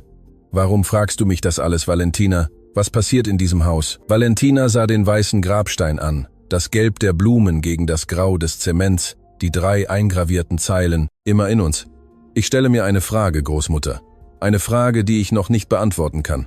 Welche? Ob die Stärke, die ich brauche, um da rauszukommen, aus mir selbst kommt, oder ob ich sie habe, weil er da ist. Sie zeigte mit den Augen auf den Grabstein, denn ich werde nicht zurückweichen, wenn mich die Angst antreibt. Aber wenn es ihn ist, der mich antreibt, dann weiß ich, dass ich nicht fallen werde. Katie sah sie einen langen Moment lang an, dann nahm sie ihre Hand, ein alter, fester Druck, genau wie bei der Messe. Ich bin hier. Weiter. Herr Roth. Kreis 3, wie die Con. Wiederholte Valentina leise, als würde sie es an einem Ort aufnehmen, wo es nicht gelöscht wird. Valentina. Ja? Eliane starb in dem Glauben, dass ihr Sohn sich ändern könnte, dass das Geld, das er auf unehrliche Weise angehäuft hatte, immer noch für etwas Gutes verwendet werden könnte, dass es eine Frage der Zeit und der richtigen Person war. Katie sah sie fest an. Du bist nicht dafür verantwortlich, diesen Mann zu ändern. Verstanden? Verstanden? Wirklich? Wirklich, Großmutter? Katie nickte. Sie stand mit der üblichen Anstrengung auf. Sie klopfte sich den Staub vom Knie. Sie ordnete ihr Tuch neu. Gehen wir etwas essen. Du hast mir Elbler-Magronen versprochen. Ich habe dir Elbler-Magronen versprochen. Rot. Nein, weiß. Weiß hat keine Seele. Valentina stand auf, nahm den leeren Schlauch der Blumenvase, warf einen letzten Blick auf den kleinen weißen Grabstein, die gelben Blumen, den eingravierten Namen, der nie mehr als ein Name gewesen war. Ich komme gleich zurück, sagte sie sehr leise. Und es war die kleinste und vollständigste Wahrheit, die sie an diesem Tag sagte. Zurück in Altstetten, mit den Elbler-Magronen-Tellern zwischen den beiden und Kattys Fernseher am Hintergrund, der Nachrichten zeigte, die keine von ihnen hörte, fragte Valentina etwas, das sie seit dem Gespräch mit Sophie Müller mit sich herumgetragen hatte. Großmutter, was macht man, wenn man Informationen hat, die für denjenigen, der sie besitzt, gefährlich sein könnten? Katie blies auf ihre Brühe, bevor sie antwortete. Es kommt darauf an, wie gefährlich. Sehr gefährlich. Für wen? Für Männer mit viel Geld. Katie sah sie über den Tellerrand an. Was hast du gefunden? Ich weiß noch nicht genau, was ich gefunden habe. Ich weiß nur, dass es existiert. Und wenn das, was Sophie mir gesagt hat, wahr ist, und wenn das, was sie mir gerade über Eliane erzählt haben, auch wahr ist, dann ist das, was existiert, größer, als ich dachte, als ich anfing zu rechnen. Hast du aufgehört zu rechnen?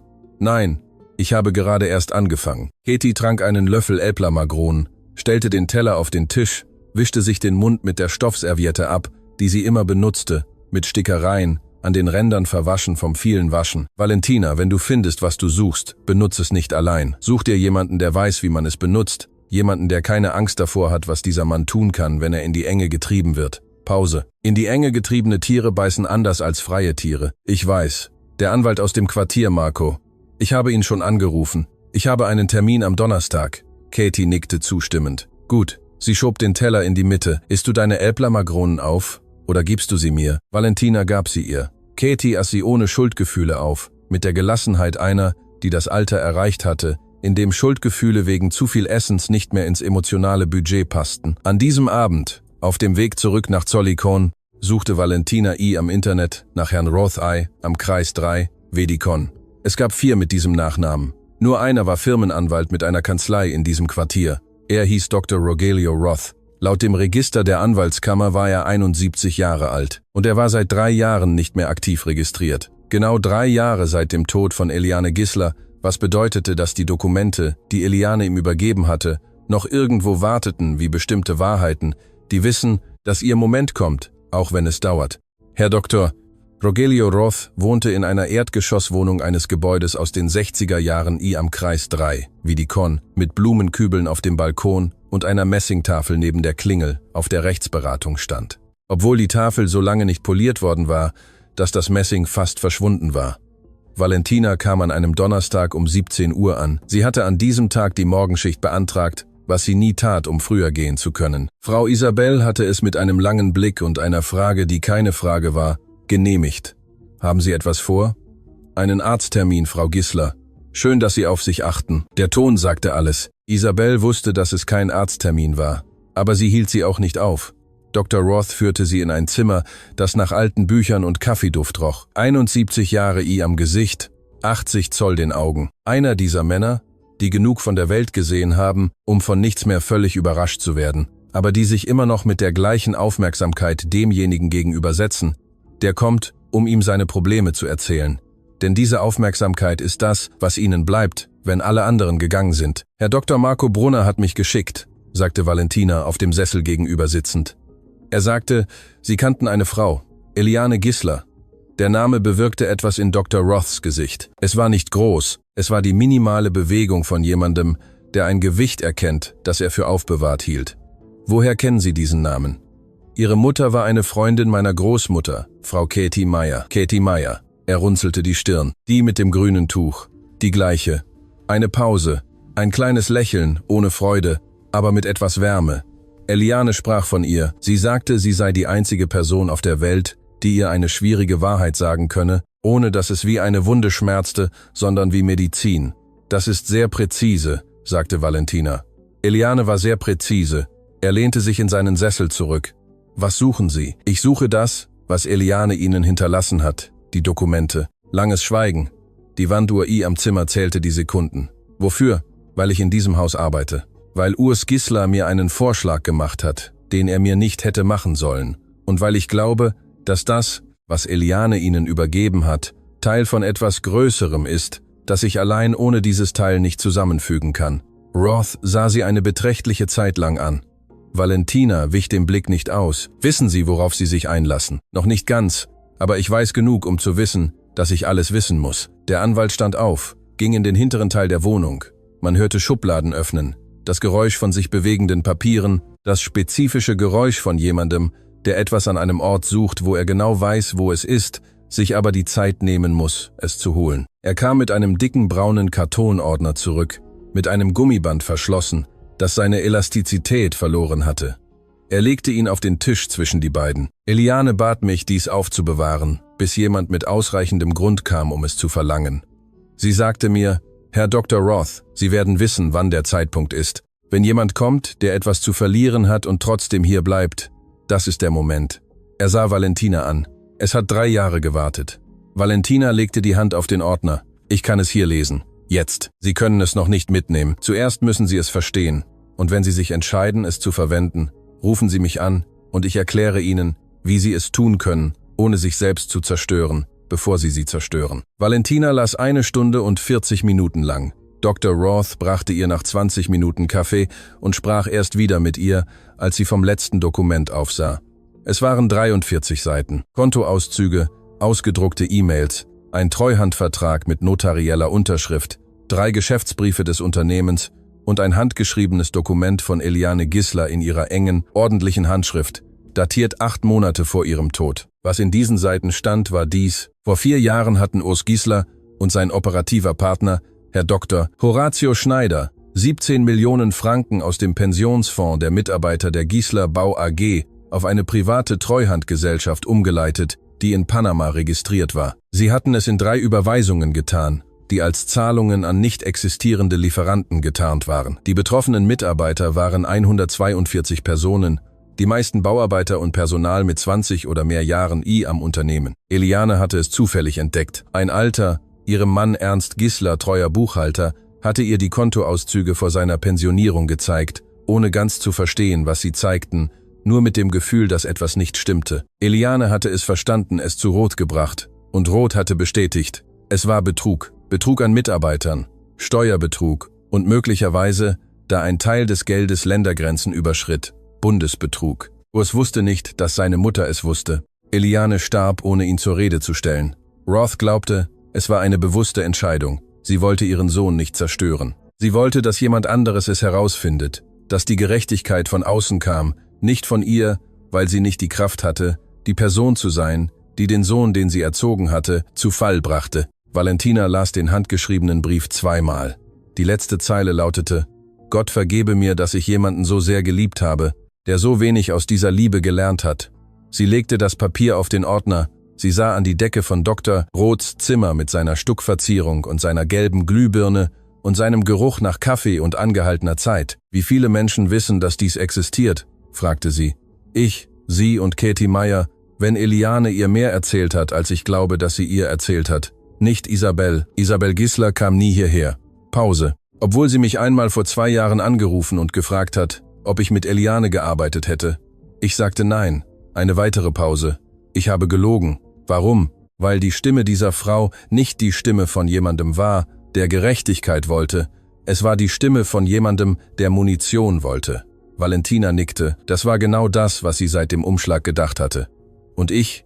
Meine Stimme? Dr. Roth sah sie einen Moment lang an. Ihre Stimme ist die von jemandem, der Angst hat, aber entschieden hat, dass die Angst nicht das letzte Wort haben wird. Er stand auf, um die Tassen abzuräumen.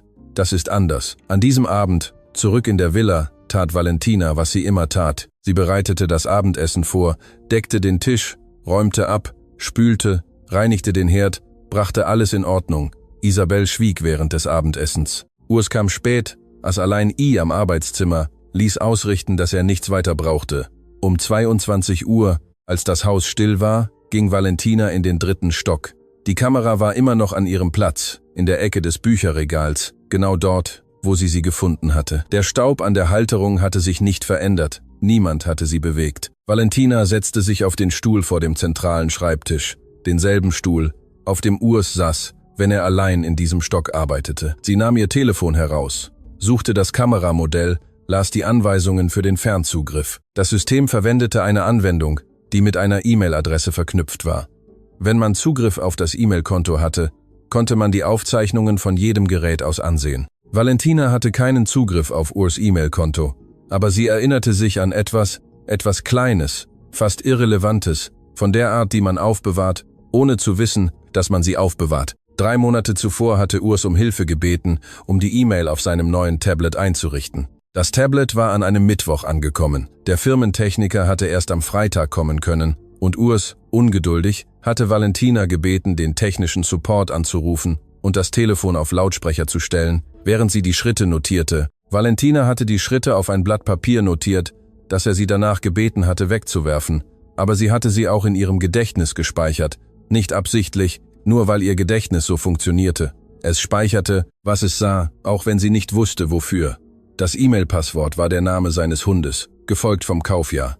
Kaiser, 2019. Valentina sah einen Moment an die Decke des 3. Stocks, dann auf ihr Telefon, tippte die E-Mail-Adresse ein, an die sie sich erinnerte, tippte das Passwort ein, meldete sich an. Die Kameraaufzeichnungen des 3. Stocks umfassten die letzten 14 Monate. Valentina sah sie nicht alle an. Sie hatte weder Zeit noch Notwendigkeit. Sie suchte nach Daten, die Wochen vor dem Vorschlag, die Treffen mit Wenger, die Arbeitsnachmittage. Sie fand nur, was sie brauchte, in Minute 42 eine Aufnahme vom Dienstag der Vorwoche. Urs und Wenger saßen vor dem Schreibtisch. Die Kamera nahm sie frontal auf, mit sauberem Audio, da der 3. Stock keinen Außenlärm hatte. Wenger sprach: Das Problem ist, wenn sie Nein sagt und beschließt zu reden, gibt es keine Möglichkeit, sie rechtlich einzuschüchtern, weil sie nie etwas unterschrieben hat. Urs: Isabel darf es auch nicht wissen. Wenn Isabel davon erfährt, bevor das Ganze abgeschlossen ist, wird die Situation auf eine Weise kompliziert, die wir nicht kontrollieren können. Wenger: Und wenn das Mädchen eigene Rechtsberatung einholt? Urs: Nach einem Schweigen. Dann finden wir einen Weg, dass diese Beratung ins Leere läuft, oder wir finden etwas in ihrer Vergangenheit, das sie vorher diskreditiert. Ein Schweigen. Wenger: Urs, das ist. Ich weiß, was das ist. Gibt es eine andere Option? Valentina pausierte das Video, sah es zweimal komplett an. Dann machte sie Screenshots vom Bildschirm ihres Telefons, mit dem Video sichtbar, mit Uhrzeit und Datum der Datei oben. 12 Screenshots. Sie speicherte sie am Ordner Rezepte zusammen mit den Nachrichten von Sophie Müller. Dann schloss sie die Anwendung, schaltete den Bildschirm aus, blieb am dunklen 3. Stock auf dem Stuhl sitzen, mit dem Telefon in den Händen. Urs hatte geplant, sie zu diskreditieren, wenn sie rechtliche Hilfe suchte. Sie hatte bereits rechtliche Hilfe gesucht, was bedeutete, dass irgendwann, vielleicht bald, vielleicht morgen, jemand versuchen würde, etwas in ihrer Vergangenheit auftauchen zu lassen, das nicht existierte, genau wie bei Sophie Müller, andere Methode, gleiches Handbuch. Valentina hatte jetzt die Videoaufzeichnungen, die Dokumente von Dr. Roth, die Screenshots von Isabels Nachrichten mit Sophie, Sophies Aussage und den Namen Marco Bronner als ihren Anwalt auf ihrer Seite. Was ihr fehlte, war Zeit und die Gewissheit, dass Urs noch nicht wusste, dass sie all das wusste. Sie stand auf, stieg die 16 Dienststufen mit dem gleichen Schritt wie immer hinunter, ohne sich zu beeilen, ohne Lärm zu machen. In der Küche wusch sie das Wasserglas, das sie früher benutzt hatte, trocknete es ab, stellte es weg. Im Wachhäuschen war das Licht von Herrn Fischer immer noch an, obwohl es bereits 23 Uhr war. Valentina klopfte sanft an das Glas. Der Mann hob den Blick von seinem Kreuzworträtsel. »Herr Fischer, haben Sie einen USB-Stick?« Der Mann sah sie an. Dann öffnete er die Schublade seines Wachhäuschens. Diese mysteriöse Schublade, die alle Hauswarte der Welt haben und die genau alles enthält, was man niemals erwarten würde, dort zu finden. Und er nahm einen 4 GB USB-Stick mit einem Steinbock-Anhänger heraus. »Wofür wollen Sie ihn?« »Um etwas Wichtiges zu speichern.« Herr Fischer sah sie einen Moment lang an, dann den USB-Stick. Sie geben ihn mir zurück. Ich gebe ihn Ihnen zurück. Den Steinbock auch. Den Steinbock auch. Er gab ihr den USB-Stick ohne weitere Fragen. Und dann, als Valentina schon ging, sagte er leise, in dem, was für ihn ein Flüstern war: Hören Sie, wenn Sie tun, was ich glaube, dass Sie tun werden, dann tun Sie es richtig. Nicht halbherzig. Halbherzig nützt nichts. Valentina hielt an. Was glauben Sie, dass ich tun werde? Herr Fischer kehrte zu seinem Kreuzworträtsel zurück. Ich weiß es nicht. Aber was immer es ist, tun Sie es gut. Urs Giesler ging an diesem Abend schlafen, in dem Glauben, die Kontrolle über eine Situation zu haben, von der er seit Wochen glaubte, sie zu kontrollieren. Er wusste nicht, dass sie am Personalzimmer hinten eine 27-jährige Frau mit einem USB-Stick in Form eines Steinbocks gerade das gesamte Puzzle fertiggestellt hatte und dass am folgenden Montag, wenn er Valentina anrief, um sie unter Druck zu setzen, sie nicht mehr dieselbe Person sein würde, die aus Angst in diese Bibliothek gegangen war. Der Montag kam mit Sonne. Urs ließ sie um 9 Uhr morgens rufen. Es war früh für ihn. Das sagte schon etwas aus. Valentina beendete das Servieren von Isabels Frühstück, faltete das Geschirrtuch, zog ihre Schürze aus, hängte sie an ihren Haken und ging in die Bibliothek. Urs stand, nicht sitzend, stehend, die Hände in den Taschen, den Garten durchs Fenster betrachtend. Als sie eintrat, drehte er sich nicht sofort um. Er tat es langsam, mit der Art von Pause, die Leute benutzen, wenn sie wollen, dass der andere spürt, dass die Zeit ihnen gehört. Ich brauche heute eine Antwort, sagte er. Ich weiß. Und? Valentina blieb an der Tür stehen, die Hände locker an den Seiten, den Rücken gerade, die gleiche Haltung wie immer, die sie gelernt hatte. Genau das zu kommunizieren, was sie kommunizieren musste, dass sie da war, dass sie zuhörte, dass sie nicht fallen würde. Ich habe zuerst Fragen. Urs presste die Kiefer zusammen. Haben Sie bereits mit Wenger gesprochen? Ja, und mit anderen. Eine sehr kurze Pause. Seine Augen bewegten sich kaum, diese minimale Bewegung von jemandem, der sich neu kalibriert. Mit wem sonst? Mit meinem eigenen Anwalt. Schweigen. Das hätten Sie nicht tun müssen. Mit allem Respekt, Herr Giesler. Doch, das musste ich. Valentina sah ihn direkt an. Sie selbst sagten Herrn Wenger, dass, wenn ich unabhängige Rechtsberatung suchen würde, man einen Weg finden müsse, dass diese ins Leere läuft. Oder etwas in meiner Vergangenheit finden müsse, das mich diskreditiert. Die Welt in dieser Bibliothek verstummte völlig. Urs rührte sich nicht, blinzelte nicht. Nur diese Stille der Männer, die ihr Leben damit verbracht haben, Räume zu kontrollieren und die plötzlich feststellen, dass der Raum ihnen nicht mehr gehört. Und sie diese Information verarbeiten, ohne noch die Sprache zu haben, sie zu benennen. Ich weiß nicht, wovon Sie sprechen, sagte er schließlich. Doch, Sie wissen es. Valentina nahm das Telefon heraus, entsperrte es. Sie zeigte ihm den Bildschirm, den Screenshot des Videos mit Uhrzeit, Datum, dem Schreibtisch I am 3. Stock sichtbar I am Hintergrund und den beiden Figuren, die davor saßen. Es gibt 14 Monate Aufzeichnungen auf dieser Kamera I am 3. Stock, Herr Giesler, die Sie selbst installiert und vergessen haben, dass sie existiert. Urs sah auf den Bildschirm, sah Valentina an, sah wieder auf den Bildschirm. Zum ersten Mal, seit sie ihn kannte, wusste er nicht, welches Gesicht er machen sollte. Das ist eine Verletzung meiner Privatsphäre. Es ist eine Kamera, die auf ihrem persönlichen E-Mail-Konto registriert ist, in einem System, das sie in ihrem eigenen Haus installiert haben, das Gespräche aufgezeichnet hat, in denen sie planen, mir zu schaden. Eine Pause. Können Sie die Verletzung Ihrer Privatsphäre diskutieren oder können Sie mir zuhören? Urs ließ langsam die Luft ab, ging und setzte sich hinter den Schreibtisch. Es war nicht mehr die Haltung desjenigen, der den Raum kontrolliert. Es war die Haltung desjenigen, der kalkuliert, wie groß der Schaden ist und ob es noch eine Möglichkeit gibt, ihn einzudämmen. Was wollen Sie? Ich möchte, dass Sie wissen, was ich habe, damit dieses Gespräch zum ersten Mal, seit es begann, ehrlich ist. Valentina steckte das Telefon weg. Ich habe das Video. Ich habe die Nachrichten zwischen Frau Isabel und Sophie Müller, der Angestellten, deren Ruf ihre Frau zerstört hat, als sie ihr nicht mehr nützte. Ich habe Sophies Aussage und ich habe die Dokumente, die ihre Mutter Herrn Dr. Roth in Vidicon vor ihrem Tod hinterlassen hat. Dieser letzte Teil war der ihn brach. Es war nicht I am Gesicht sichtbar, es war in den Schultern. Ein Zentimeter Abfall, nicht mehr was bei einem Mann, der immer die Schultern oben trägt, einem Zusammenbruch gleichkommt. Roth, sagte er sehr leise, die 17 Millionen aus dem Pensionsfonds der Mitarbeiter, die Treuhandgesellschaft in Panama, die 142 Namen. Valentina erhob ihre Stimme nicht, sie brauchte es nicht. Ihre Mutter wusste es, Herr Giesler, und sie hat es aufbewahrt, weil sie liebte, auch wenn sie es nicht verdienten. Langes Schweigen, die Pendeluhr, Der Garten draußen mit seinem gut geschnittenen Rasen und seinen gut bewässerten Blumen und all dieser dekorativen Perfektion, die existiert, damit niemand von außen argwöhnt, dass drinnen etwas nicht stimmt. »Was wollen Sie?« wiederholte Urs. Aber diesmal war es eine andere Frage. Es war nicht mehr taktisch, es war aufrichtig. Vorerst nichts von Ihnen. Valentina ging zur Tür. Aber ich möchte, dass Sie wissen, dass wenn jemand versucht, meinen Ruf, meine Arbeit, meine Geschichte oder eine Person in meiner Nähe anzutasten, alles, was ich habe, veröffentlicht wird. Und zwar nicht privat. Sie legte die Hand auf den Türgriff. Valentina. Sie hielt an, ohne sich umzudrehen. Warum benutzen Sie es nicht jetzt?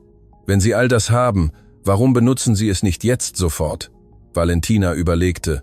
Die Frage war legitim, weil es immer noch 142 Arbeiter gibt, die nicht wissen, dass ihnen ihre Pension gestohlen wurde.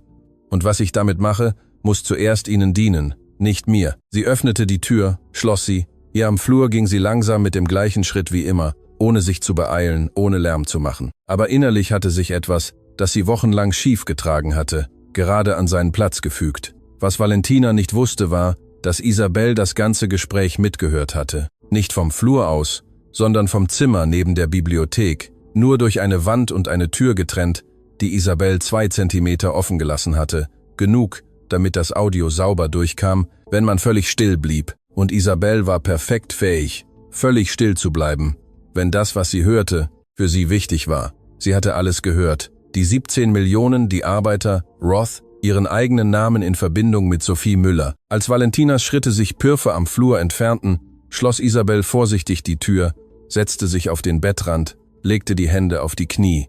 Sie hatte das anders geplant. Sie hatte geplant, Valentina zu benutzen, um Urs unter Druck zu setzen, die Informationen von Roth als Hebel in der Scheidung zu verwenden, diese Ehe mit genug zu verlassen, um niemals mehr etwas von jemandem zu brauchen. Aber Valentina war ihr zuvorgekommen und hatte es getan, ohne Isabel für irgendetwas zu brauchen.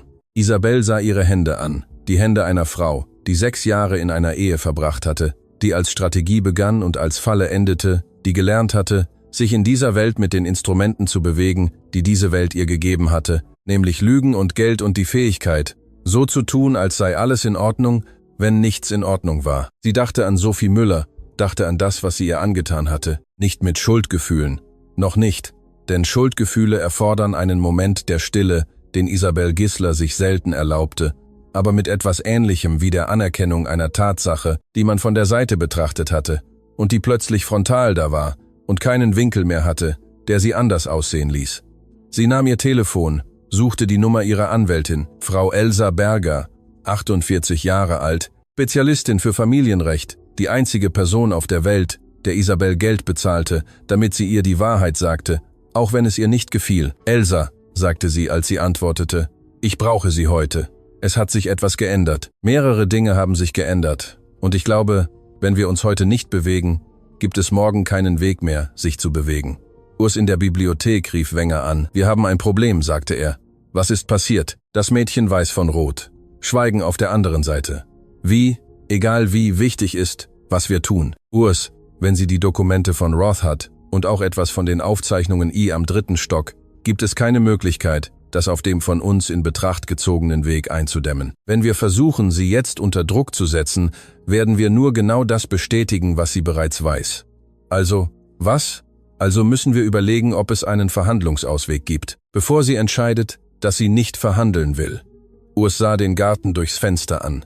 Derselbe Garten wie immer, derselbe Rasen, dieselben Blumen, dieselbe perfekte Ordnung. Wie viel Zeit haben wir? Ich weiß es nicht. Aber ich an ihrer Stelle würde das Wochenende nicht zum Nachdenken nutzen.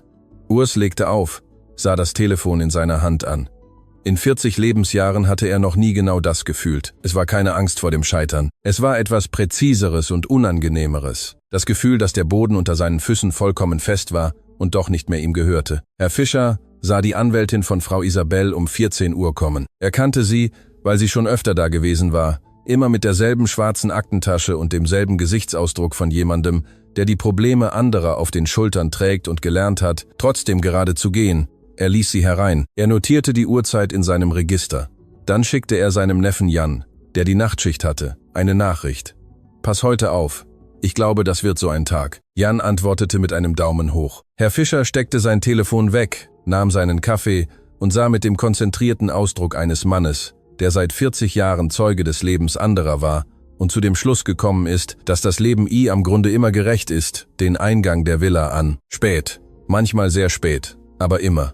Und Valentina, in ihrem Zimmer mit dem USB-Stick in der Hand und dem Telefon auf dem Bett, schrieb Herrn Dr. Marco Brunner eine Nachricht. Ich habe mit ihm gesprochen.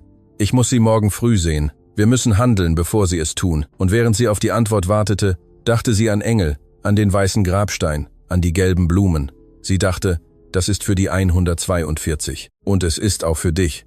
Die Anhörung fand an einem Dienstag statt, nicht in einem großen Gerichtssaal, sondern in einem Mediationsraum des Zürcher Bezirksgerichts. 4. Stock, Fenster zum Parkplatz, blaue Plastikstühle und ein Holztisch mit einem alten Fleck in der Ecke, den niemand repariert hatte. Valentina bemerkte es, weil es die Art von Dingen war, die sie bemerkte, die Details, die niemand sah, weil sie zu gewöhnlich waren, um Beachtung zu finden. Marco Brunner kam mit einer Stoffmappe und einem Ringordner, 32 Jahre, Sohn von Frau Gräzia aus dem Quartier, Absolvent der Uni Zürich, mit Auszeichnung, ehrenamtlicher Pflichtverteidiger in einer Organisation, die seit 15 Jahren Arbeiter und Frauen in genau solchen Situationen vertrat.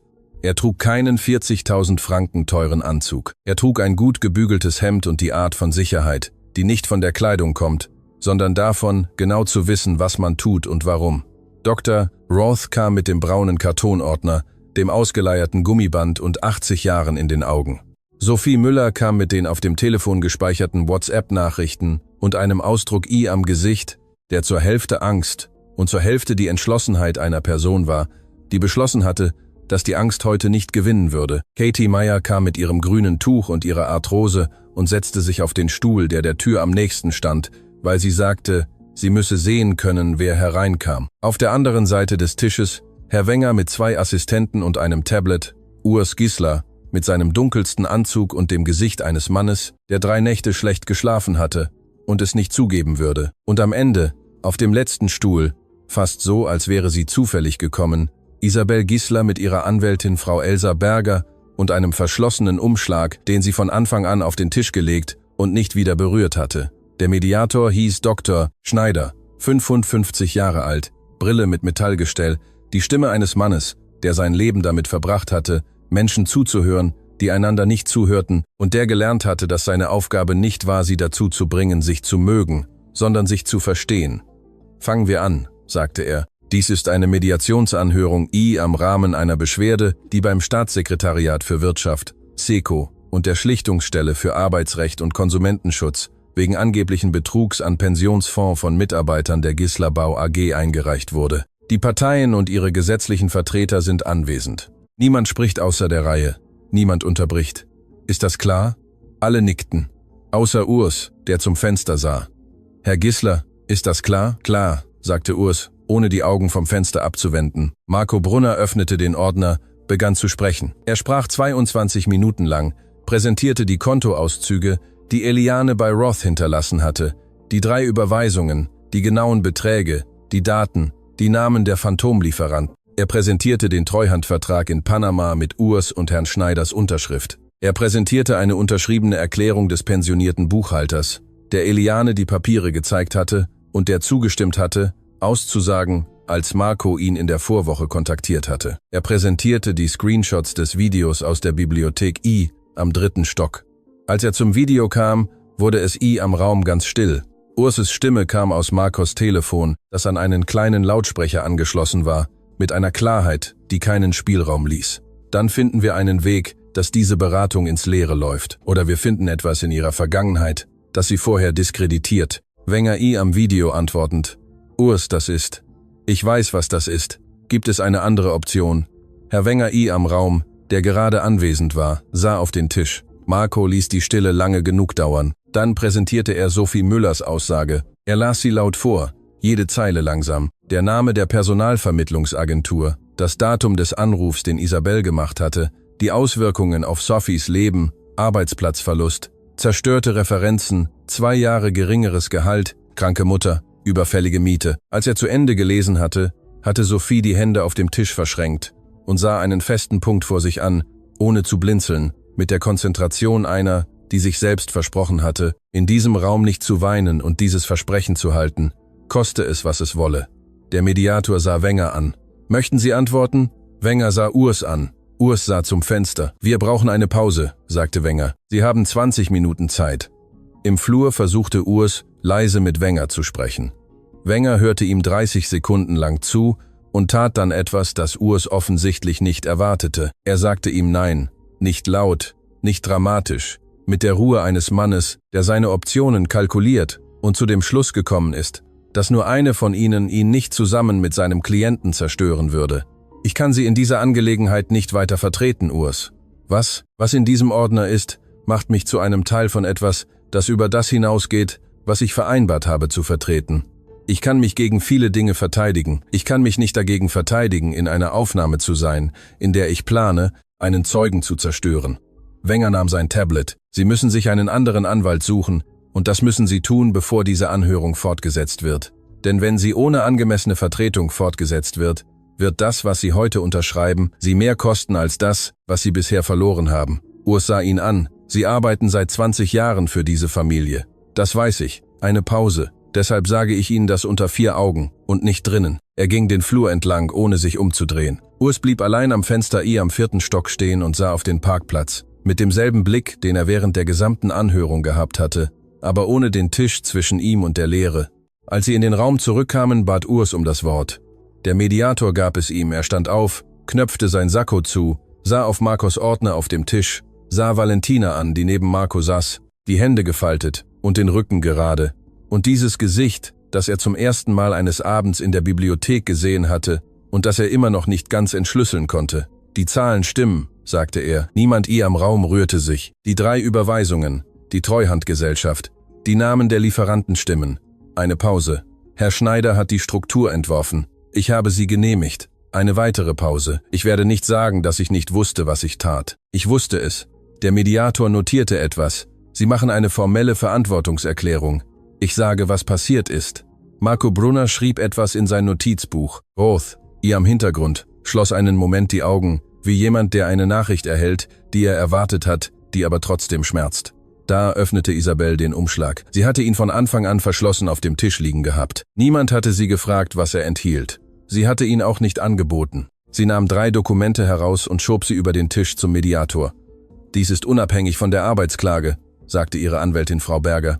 »Es sind die Finanzberichte 2 persönlicher Konten meiner Klientin, die Überweisungen von derselben Treuhandgesellschaft in Panama dokumentieren. Meine Klientin erhielt 18 Monate lang Geld von dieser Treuhandgesellschaft, ohne deren tatsächlichen Ursprung zu kennen. Als sie es entdeckte, dokumentierte sie es. Dies ist ihre Aussage als kooperierende Zeugin, nicht als verantwortliche Partei.« Urs drehte sich um und sah Isabel an.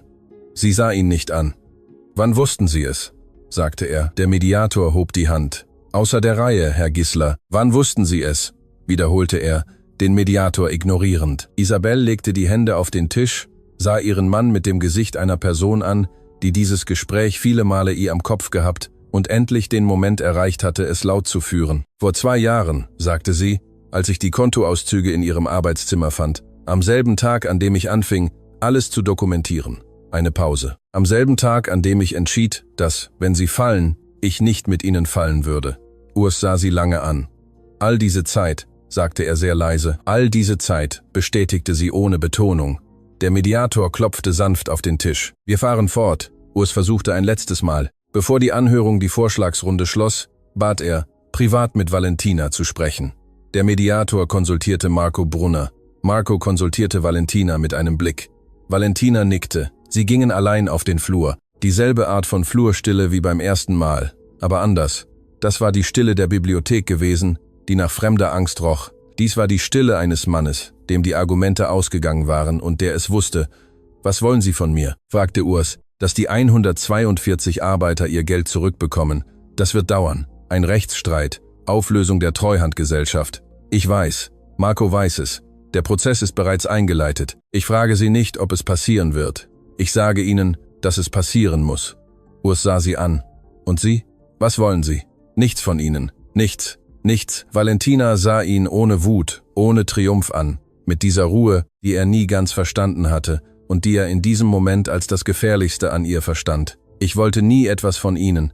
Ich wollte, dass dies nicht passiert wäre. Ich wollte, dass sie anders gewesen wären. Ich wollte, dass ihre Mutter nicht mit der Last dessen hätte sterben müssen, was sie getan haben. Eine Pause. Aber diese Dinge können nicht mehr geändert werden. Was aber getan werden kann, ist, dass der Schaden, der repariert werden kann, repariert wird. Urs sah den Flur an, den Parkplatz durchs Fenster, die blauen Plastikstühle, die durch die angelehnte Tür des Raumes sichtbar waren. »Woher wussten Sie?«, sagte er, »dass Sie das nicht allein schaffen würden?« »Das wusste ich nicht.« Eine Pause, aber ich war nicht allein. Sie kehrten in den Raum zurück. Der Mediator schloss die Sitzung mit einer Liste formeller Verpflichtungen.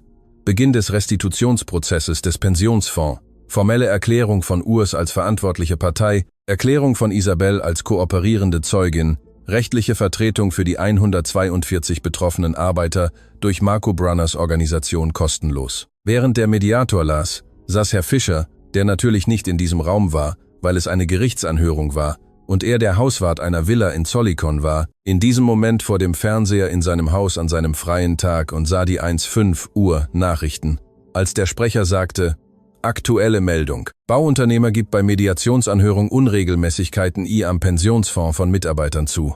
Herr Fischer richtete sich in seinem Stuhl auf, erkannte den Namen, stellte die Lautstärke lauter. Oh weh, sagte er, zu niemandem und zu allen, jetzt ist es vorbei. Und in diesem Gerichtssaal, während der Mediator weiterlas und Urs Gissler seinen Namen unter das erste Dokument einer Reihe setzte, die die nächsten 2 Jahre seines Lebens einnehmen sollte, fühlte Valentina Meyer nicht, was sie sich vorgestellt hatte zu fühlen. Sie fühlte keinen Sieg, sie fühlte eher etwas Ähnliches wie ein abfallendes Gewicht, wie wenn man etwas so lange trägt, dass man nicht mehr weiß, dass man es trägt, bis man es loslässt. Und dann erinnert sich der ganze Körper daran, wie es sich anfühlt, sich ohne dieses Gewicht zu bewegen. 3 Monate später verließ Valentina Meyer an einem Dienstagmorgen die Villa in Zollikon. Man hatte sie nicht gefeuert. Sie ging nicht am Streit. Sie ging, wie sie gekommen war, mit ihrer dunkelblauen Leinwandtasche, ihrer wie immer sorgfältig gefalteten Kleidung und dem Notizbuch mit Blumen, in dem sie Fragen für Anwälte notiert hatte und das jetzt voller benutzter Seiten war, die sie nicht mehr brauchen würde. Das Haus hatte sich verändert. Urs lebte nicht mehr dort. Er war 2 Wochen nach der Anhörung in eine Wohnung in Seefeld gezogen, die seine Cousins aus St. Gallen, die er die Geier aus St. Gallen nannte, vom Verwaltungsrat zugewiesen bekommen hatten, solange der Rechtsstreit dauerte. Isa Agel, während des Scheidungsverfahrens, das Elsa Berger mit einer Effizienz eingeleitet hatte, die darauf hindeutete, dass sie es schon länger vorbereitete, in der Villa geblieben. Das Unternehmen befand sich in den Händen eines vorübergehenden Verwaltungsrats. Der Restitutionsprozess des Pensionsfonds der 142 Arbeiter hatte offiziell begonnen. Marco Brunner war der Rechtsvertreter der Gruppe. Herr Schneider, der operative Partner, hatte versucht, das Land zu verlassen. Es war ihm nicht gelungen. Valentina legte die Schlüssel in die Küche, faltete ihre Schürze zum letzten Mal, legte sie perfekt gefaltet auf die Theke, mit der gleichen Sorgfalt, die sie in alles gesteckt hatte, was sie in diesem Haus fast 4 Jahre lang getan hatte. Isabel erschien an der Küchentür. Die beiden Frauen sahen sich einen Moment lang an.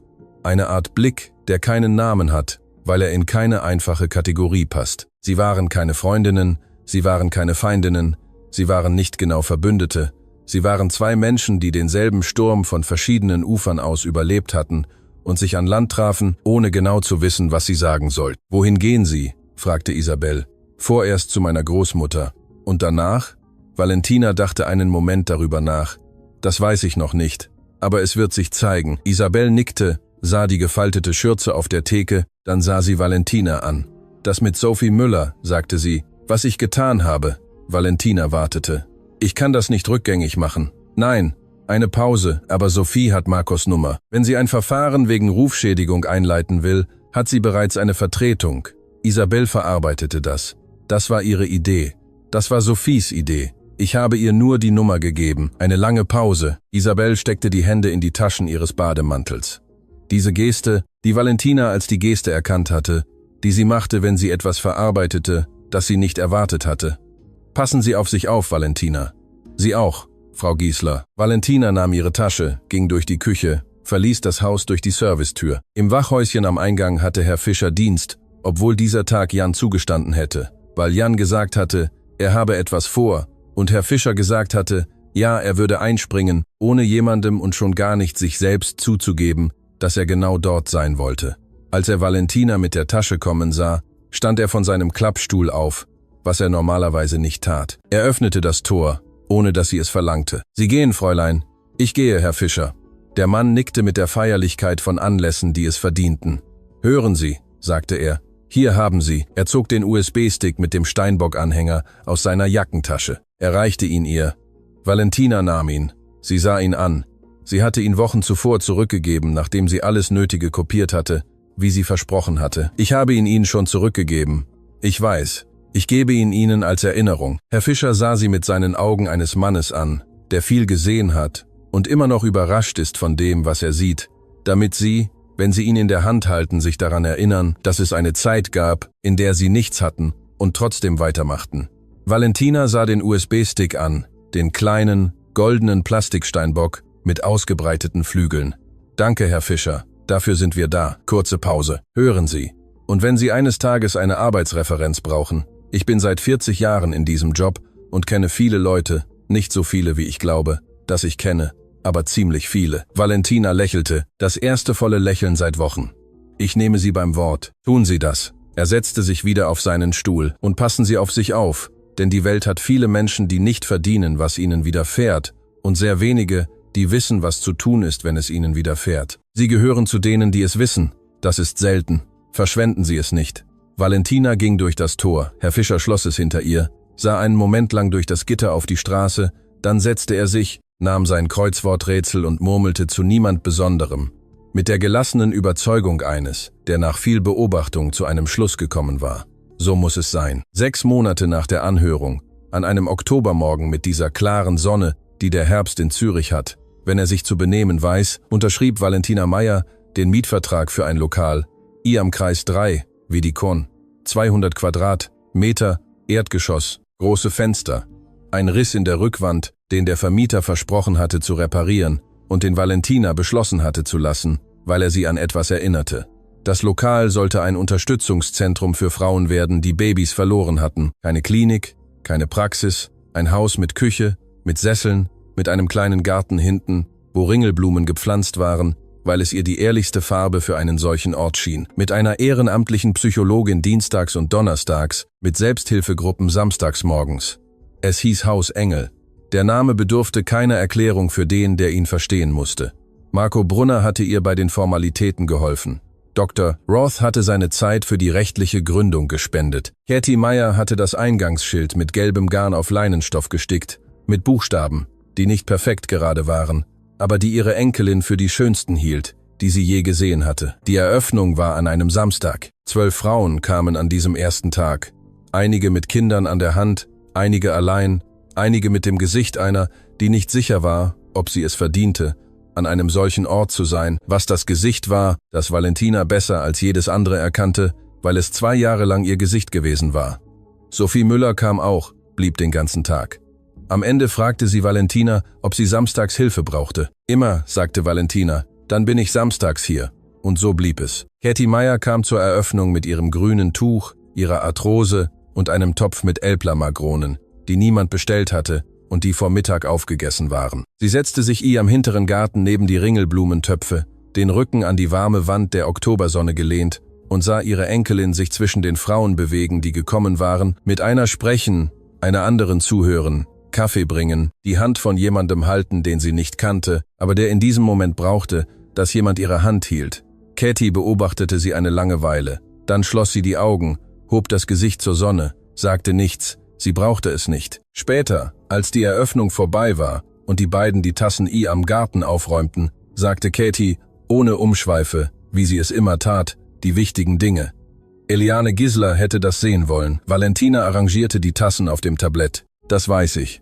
Glaubst du, es hat etwas genützt, was sie bei Roth aufbewahrt hat, was sie all die Jahre allein getragen hat, ohne jemandem etwas zu erzählen? Valentina dachte einen Moment darüber nach. Ich glaube ja. Sie sah den Garten an, die gelben Blumen, das gelbe Garnschild am Eingang. Ich glaube, die Dinge, die Menschen am Stillen tun, damit etwas Schlimmes nicht weitergeht, werden nicht immer gesehen, aber sie wirken.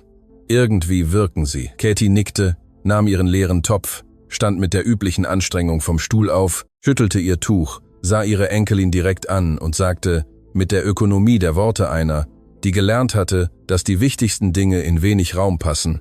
Gut, nur das.